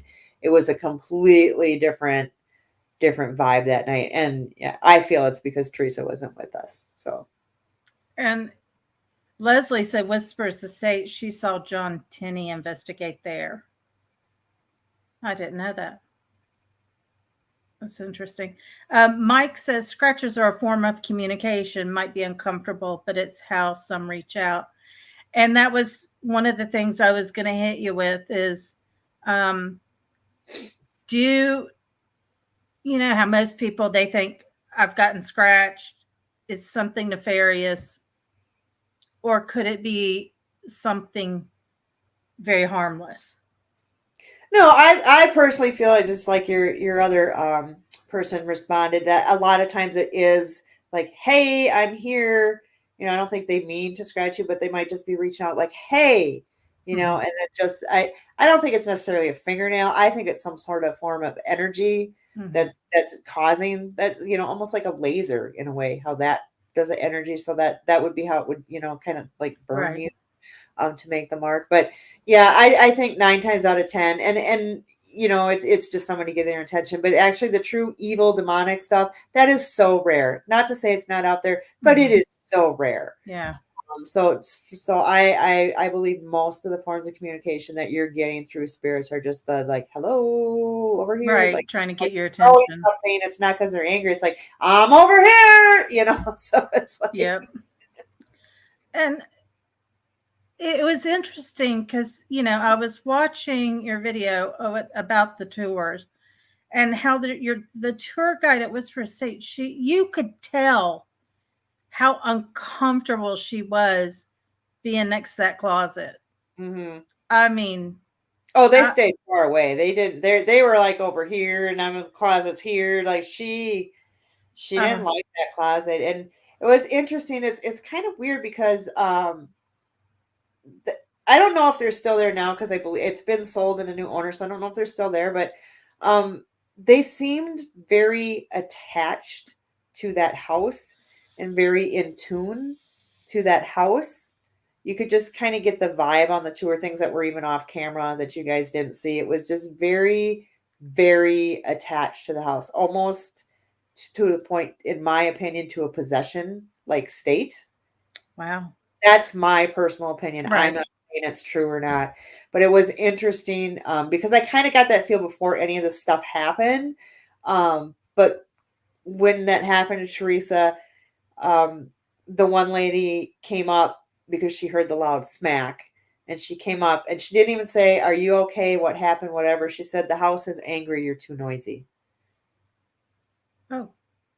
And then she's like, "So what happened?" She's like, "I just felt." So I mean, it was like kind of weird that you would just present it that way, right? Because she's like, "Yeah, the house told me it was angry. You're making too much noise. Like they wanted you to stop the spirit box." So it's like, okay. Oh, okay. Well. So I was like, okay, well, interesting. And then we did go back up there later because I'm like, Teresa, you got to face your fears. Come on, you don't have to go in the closet, but let's just go buy it. So it's like, I'm such an instigator. So it's like, I love that. Come on, let's do it. Did y'all get any communication from the doctor? No, not specifically from the doctor. I did get the older boy. That's right. There was an older boy that died. I can't remember his name. But I was in the doctor's office area and I was just talking and I kind of felt like something was around me. And I got an EVP of a boy saying, "Play with me." So that was kind of interesting. But yeah, we didn't have anything with the doctor that would have, to me, indicated that's who I was interpreting with. So what about the little girl that was burned? We actually did not. I mean, we were in there, but what was really creepy is we had one of those giggle dolls, Because her name's Rachel, right? Rachel, yes. Yeah. Yeah. So we were in there playing with her. We might have got an EVP Rachel. Say I'm drawing way back, so sometimes I don't remember everything we get. But I do remember we did have a giggle doll in her room, and nobody was in there, and it was the doll started giggling, and you have to press the tummy for that to giggle. So yeah, we had that happen. So that was pretty cool. And I mean, y'all weren't even anywhere near the room. No, we always leave. Like I said, we have way too much stuff. So we pretty much have, when we go somewhere, we try to cover it as much as we can with stationary cameras, and then we have our walkabouts. And then usually we have stuff, and then we put the voice recorders with the camera. So at any given time, sometimes we could have probably like 15, 16 things out there. So yeah, we just go a little bit crazy. Oh man. I mean, it just intrigued me so much about that place and the history and the creepy part about the cut off limbs being buried. And there's how many graves on the property? I'm not sure how many graves. I think a couple of them were buried there, but I just know there's a lot of body parts there too. So yeah, so I suppose like if he was doing an amputation or whatever, he probably just, this is buried out in the backyard. So yeah, because I mean the town that I close to is where the great locomotive chase during the Civil War happened, and it's a museum among other things, and a lot of people who weren't even in the paranormal have come off the elevator and have seen an operation going on. Like, one lady was telling the owner, she's like, I just saw a full-blown, amputation going on. And he's like, yeah, it happens. Yeah. Well, I work in surgery, so that would be no problem for me. Oh, well, there you go. That creeps. Ugh. Limbs, just knowing. No. Um, all this time investigating and all the locations you've been to, have you had something actually scare you? I wouldn't say necessarily scare. I would think more startled than anything. I kind of can think, you always kind of remember your first investigation. So the first, I mean, I guess I would say the first one we actually went to a well-known haunted location was Villisca, Axe Murder. And I think what startled me there, we were getting interaction, like the REM pod was going off, things like that. So we were really getting some interaction, but I was kind of freaked out with the history and the axe murder and the whole, so I was kind of like really heightened.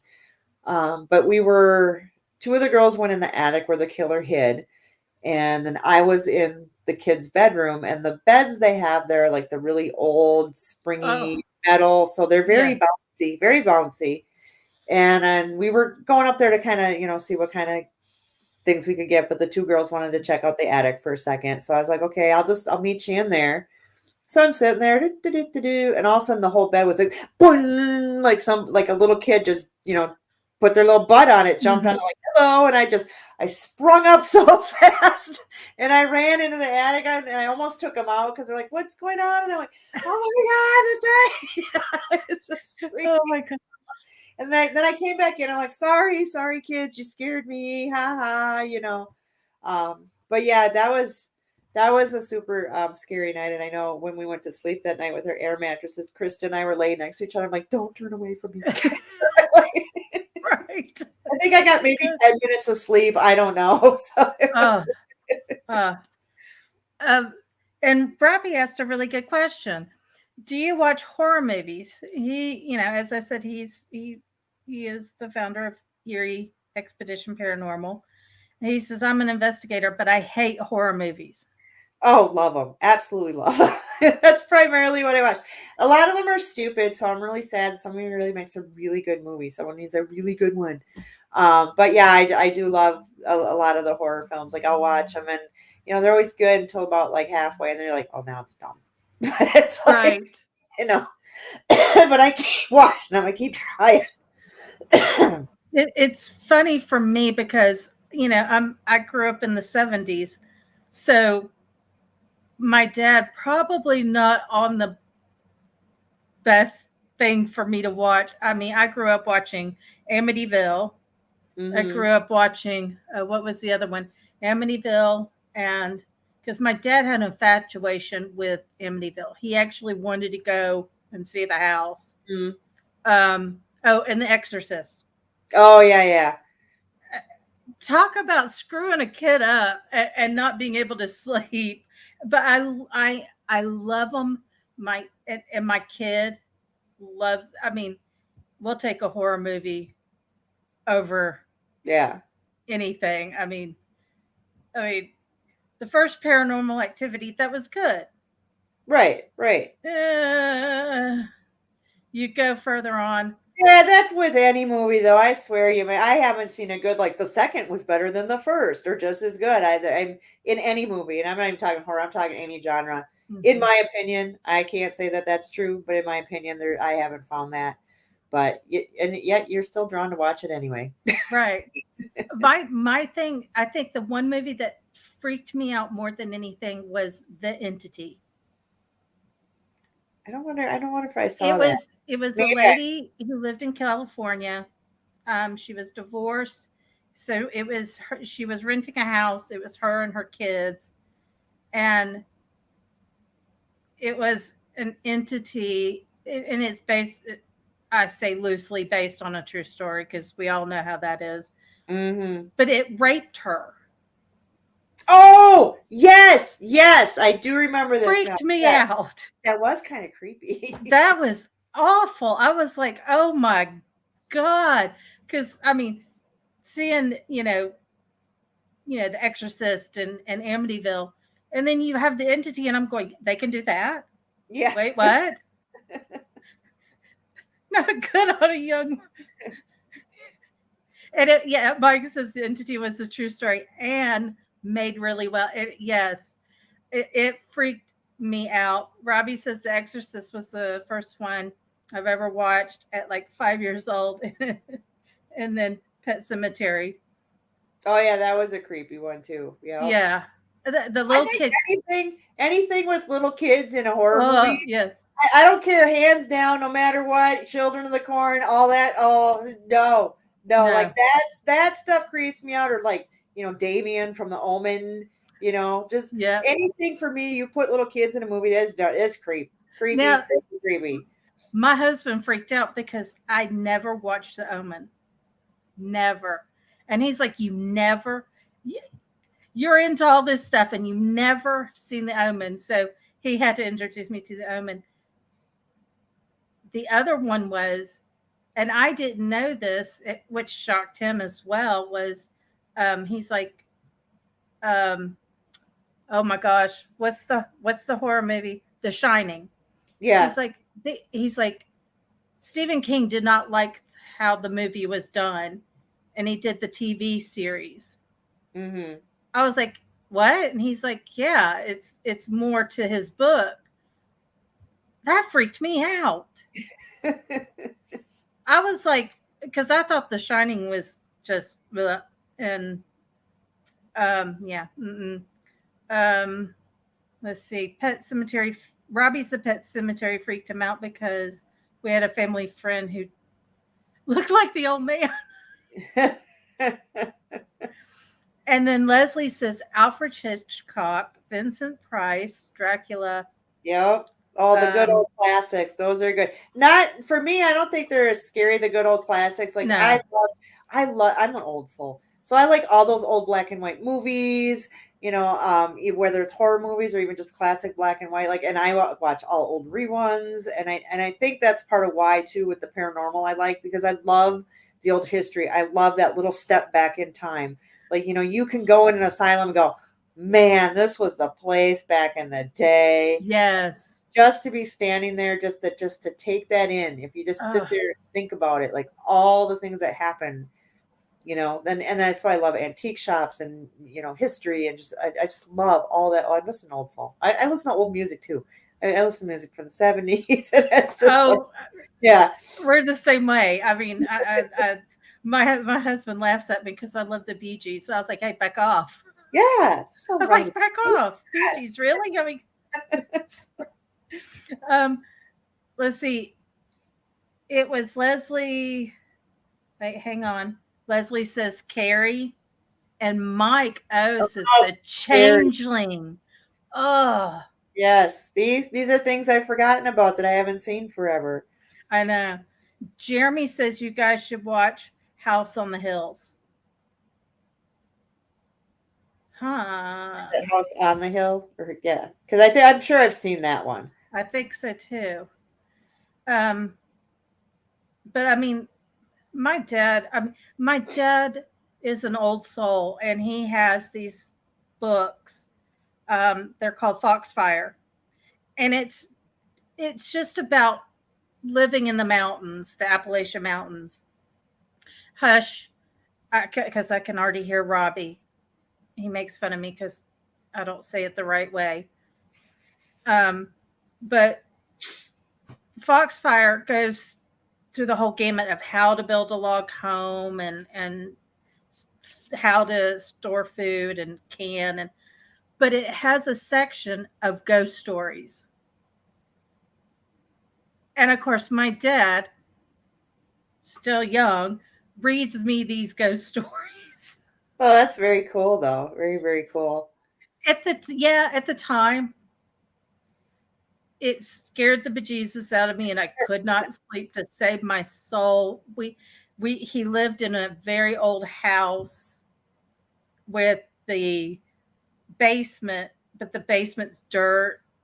It's just a creepy old house. And he moved into another house, and that house is where my grandfather and grandmother lived. And my dad at 16 saw an apparition. And it scared him so bad. So I'm 3-ish, and I'm in my dad's bedroom. My parents hear me crying. And as a parent, you can tell that cry, what. So it concerned them enough that they both got up. And I was standing in a crib pointing into a corner. My mom said my dad's face just went white as a ghost.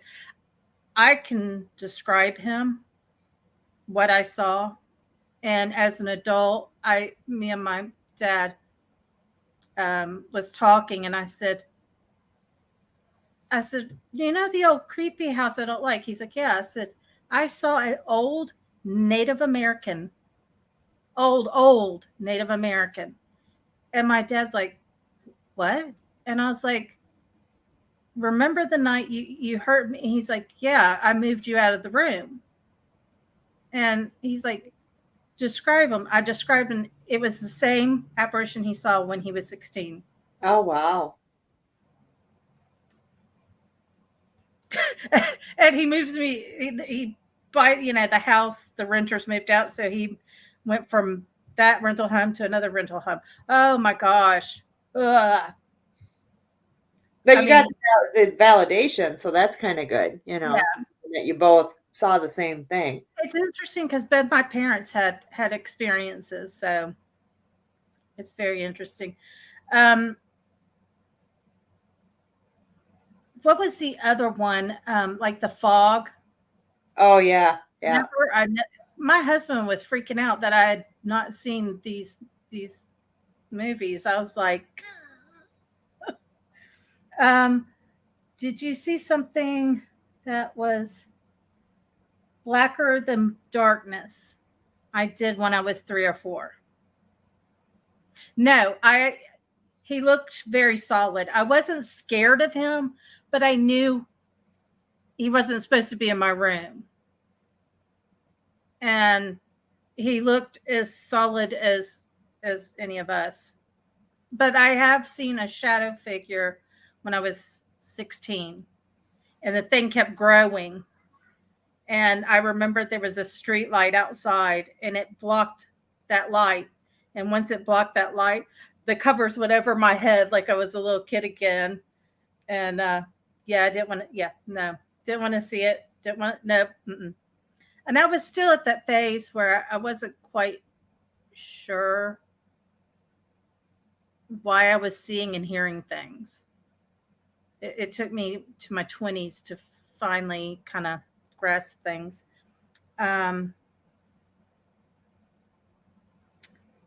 Leslie says, I've never seen a shadow person or a dark mass in person. You said you saw a glimpse of one. Yeah, I just saw one shadow figure. We were actually investigating a local bar down in downtown Stillwater. There's a lot of reports of, the things like the dartboard going on, liquor bar, bottles falling off the shelves. The workers would hear, voices and screams, and nobody wanted to go in the basement. So they had us come in one night. And we were up in the main area. It was probably about 3 or 4 in the morning, but it's higher up buildings. So there was no way it was like car lights. Plus it was also 3, 4 in the morning. And it was really, really hot out that day. It was like, I swear, like Amazon weather. I don't know. It was super hot. And even the air conditioning was not all that great on. But we were just getting ready to run a spirit box. And I remember it being ice cold all of a sudden. Like I was getting the goosebumps. I was freezing all of a sudden. And I would say, Chris, do you want to run a spirit box? We were kind of talking. And then at the same time, we both kind of caught something on the corner eye, and we looked, and we saw like this black mass really fast go across the windows, because there's a set of windows there. And we both looked and like, did you just like see with that? And we're like, yeah, so, and we did catch that on camera. So that was super cool. We ended up on my ghost story from back in the day. Oh, really? Yeah, with that particular story. So it was pretty cool. Plus, we had heard a woman's voice. We smelled perfume that day. Yeah, it was just crazy because there was a woman that she was the lady of the night, and somebody threw her out the window, so she died. Oh, So they know that she's still there. So, and then I caught like a face of the man in the window, and right now off the top of my head, I can't think of his name. But when I found his picture, it was identical. So oh, yeah, so yeah, that was pretty cool. Downtown Stillwater is really haunted. It's a very old lumberjack town. So we've oh. pretty much investigated every place that will allow us to come in down Mhm. there. I one of my favorite spots was and I don't even know if it's still there, but there was a dance studio called the Pole Barn Dance Studio. And so she said she had us come in because she said that they had a lot of activity there, and then a lot of times when they had like women having like their little after parties, so they could pay extra to just have some wine and some dancing and things like that. Things would get really crazy, like the lights would flicker, like it's the spirit didn't want them there. It just made them really uncomfortable. So they would catch things on their security cameras. So we came in there. And we had a lot of equipment interaction, like our REM pods were going off. It was crazy. So I ended up, we had some stuff going on. It wasn't like super hot. And then I think it was about like 1 o'clock in the morning. I'm like, well, maybe we'll wrap it up, because we heard the spirits don't like. And then I changed my tune because, I guess they don't like you there late at night. So I said, you know what? I'm just going to stay here all night. I'm going to be here all night. If you do one grand thing, I'm out. I'm out the door. I'll leave. Right after I said that, every single piece of equipment we had in every single room went off at the same time. Wow. And I was like looking at Donna, I'm like, oh my God. I'm like, do it again. And she's like, no, you said you'd leave. I'm like, man, why now? So we had to back up because, I said, hey, if you See, I like that because you hear most people that will ask that question. I'll go if you do this, or I'll stop if you do this, and they keep going, and I'm going, but you said right. I mean, I didn't keep going, but I was like, yeah, man, now we gotta go, So I was bummed. But what I thought was really interesting too about that is we were running the spirit box, and then back in the day, it was a hardware store. And I said, what did this place used to be? And plain as day, it said the hardware store. And then maybe like, I don't know, a year or so goes by, I get an email from a gal that said that store used to be her grandfather's store, and that was his voice that said the hardware store. And she's like, she was wondering if we had gotten any other recordings, because she's like, that as soon as she's like, I came across this and I heard it, and as soon as I heard it, my heart dropped because that was my grandpa. Oh my gosh. I mean, it's just it's really cool when you do those findings and you can validate really what's there, Yes. So yeah, that was. See, that I'm was like cool. I'm like you. I like the spirit box. A couple of people got upset because I tried the Estes method, because where I live, 20 minutes, give or take, is one of the top 10 bloodiest Civil War battles. Mm-hmm. And right where we live, a skirmish happened. And, lots of weird things have happened. My neighbor next door has been here since the neighborhood was built. So, yeah, he's like, I love you guys. Y'all are awesome. Don't ever move. But he was telling us that things like, the first people that owned this house went through a really nasty, bitter divorce and everything. And, I told him, I was like, my son was 3 when we moved here, and I didn't know if he had abilities, but he was constantly terrified of things in his room. So I had to start researching on how I can protect him and the home.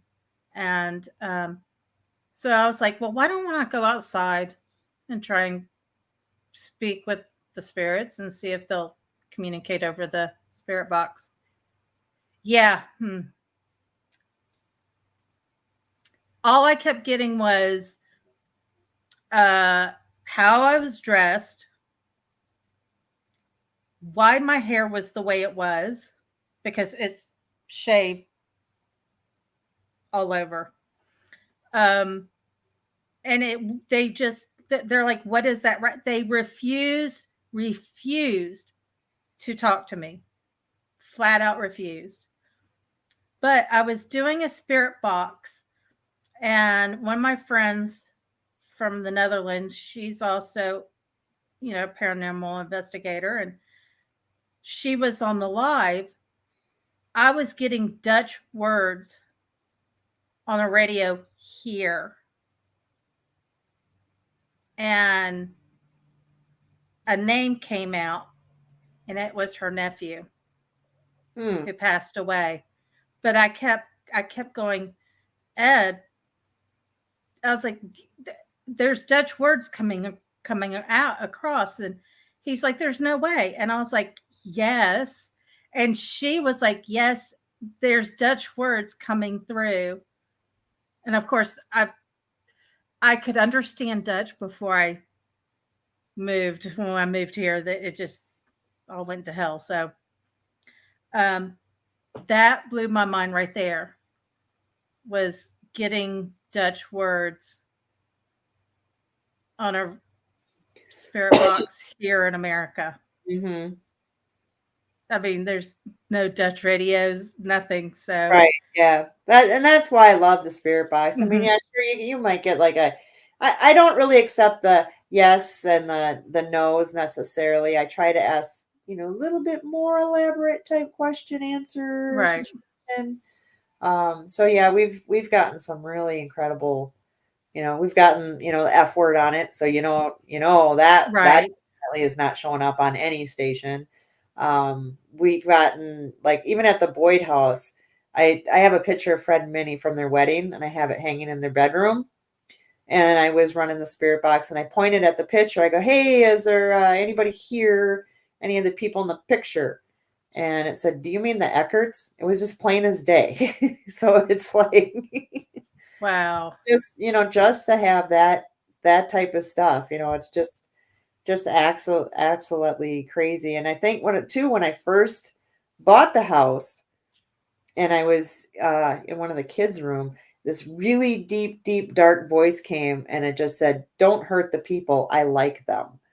So, I mean, this huge long sentence. I mean, you're not going to get that on that. So it's just crazy. I mean, I love that spirit box, because no matter where I've gone, I mean, we usually get something, right. where they're always responding to, what exactly, I'm talking about, like I've asked people, like, other places, I'm like, well, what's your favorite thing to drink? And they're like, hot chocolate. Okay. Like, that's not going to just pop across the radio, Right.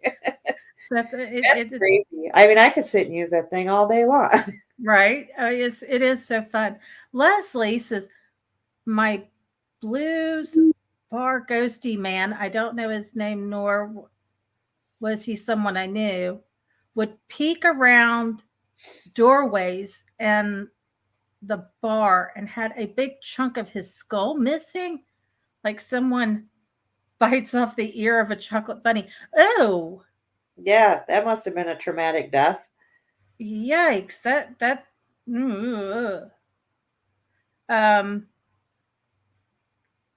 What? I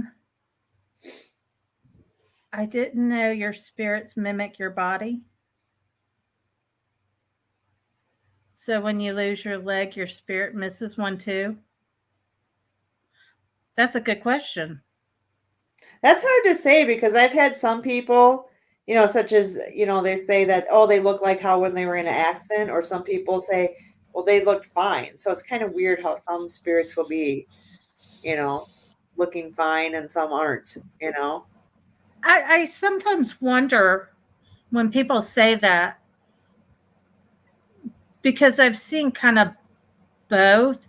And I wonder if it's just, if they've had something so tragic happen that they're just kind of stuck in that state. Right. But then you hear of, spirits Yeah. too. It's like if they were sick or in pain or whatever, they're not anymore. Yeah. And then a lot of people will be like, well, I saw my mom, but she looked like she was when she was in her 20s or something. So I don't know. It's kind of odd. And I guess that's why we keep researching and doing what we're doing. Yeah. About what.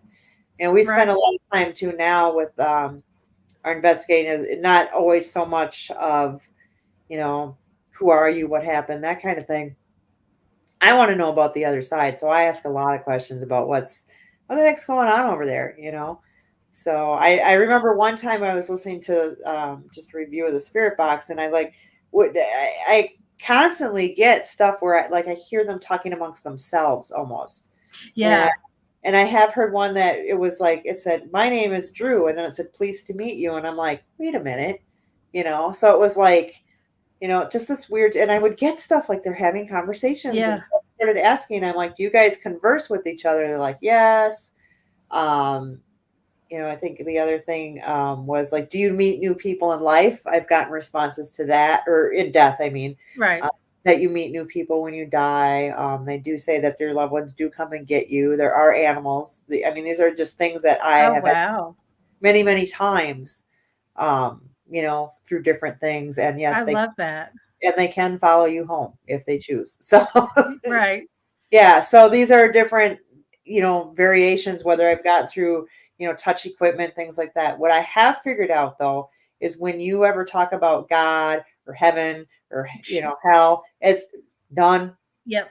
Done. Like I was using a K2 to communicate with that's Adamsville Rectory of the priest that committed suicide. And as we were having the conversation, he said he regretted what he did, wish he hadn't done it. Of course, then I'm like, well, better ask about God than the priest. So, he, if you touch the K2, the answer is yes. And I said, well, is there a heaven? It didn't do anything. And I started thinking, I was like, is this something you can't talk about? And it went to red right away, like red, like, yes, no, I can't talk about it. So, and that's kind of for me validated for sure that there's just things that you're not allowed to know. They're not allowed to talk about, I don't know. It's like, oh, you get banished if you talk about it. But I think there's this kind of an unwritten, you can't let anybody know about what's going on. But I will tell you, the weird thing is my mother, who's extremely religious, when she passed away, I said, I don't care, Mom, you got to tell me somehow there's another side. Just let me know. And of course, well, I don't want to go to purgatory, so I don't know if I can tell you that. So, so I like, well, just let me know somehow. And then a couple days after she passed, my daughter, who was very close with her, had a dream. And she's like, Mom, I never told my daughter either. I asked my mom that question. Right. And she goes, well, I had a dream about Grandma, and we were sitting at a table, and it was so real. She looked young and she looked healthy. She was happy. And then she said, tell your mom the answer is yes. And she goes, so I don't know what that means, but she wanted to make sure you knew that.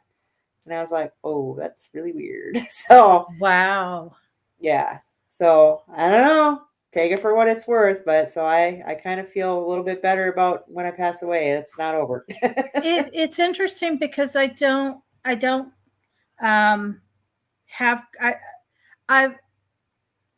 reached out to my grandparents and asked them if they would they be my spirit guides, because there's that trust factor, right? And it's like it's hard for me to explain. I've tried with my husband because he's like, well, how do you know they're, let's say, a heaven, because he's not really a believer in heaven and hell and God and all that.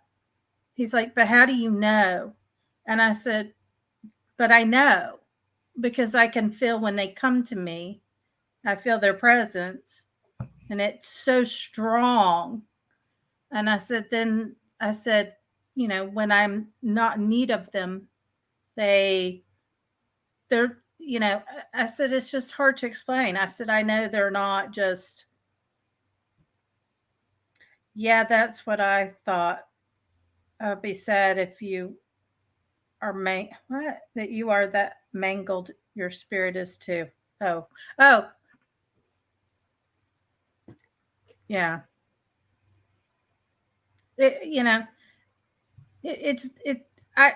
It's just a feeling that I get, that a peaceful feeling when they come to me, that I get off of them, that I know they're just not kind of lingering around. And of course, my husband with multiple questions, yeah, it could go on forever. So where would you like to see the paranormal community 10, 15 years down the road? I don't know. I think it'd be nice if just, you get some really good validating evidence, maybe some different types of equipment, some more developments, that type of thing, a little bit more advanced, because boy, from how we've advanced from even when I've been doing this 12 years ago to the amount of equipment that's out today, I can't imagine in another 10, 15 years, what kind of technology that we could potentially develop or discover. So I would like to see something like that. Yeah, and my last question, for somebody who is interested in getting into the paranormal, what tips or advice would you give them? Always be respectful. That's like my number one thing. That's pretty much it. Just be respectful, and you'll get really good results, and you'll keep yourself safe. So that is so awesome. I appreciate your time so much. Yes, it was so much fun. Yeah, I really enjoyed myself immensely. I will put all your links in the description below, so everybody will know where they can find you. And I just appreciate your time. You're more than welcome. It was my pleasure. Yes.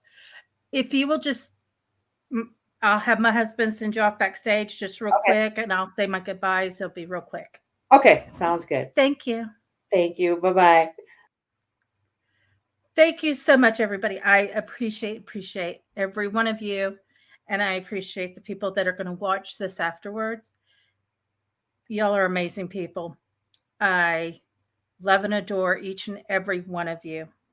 And so this is going to be my last interview for the season. I'm not going anywhere. You're not getting rid of me that quickly.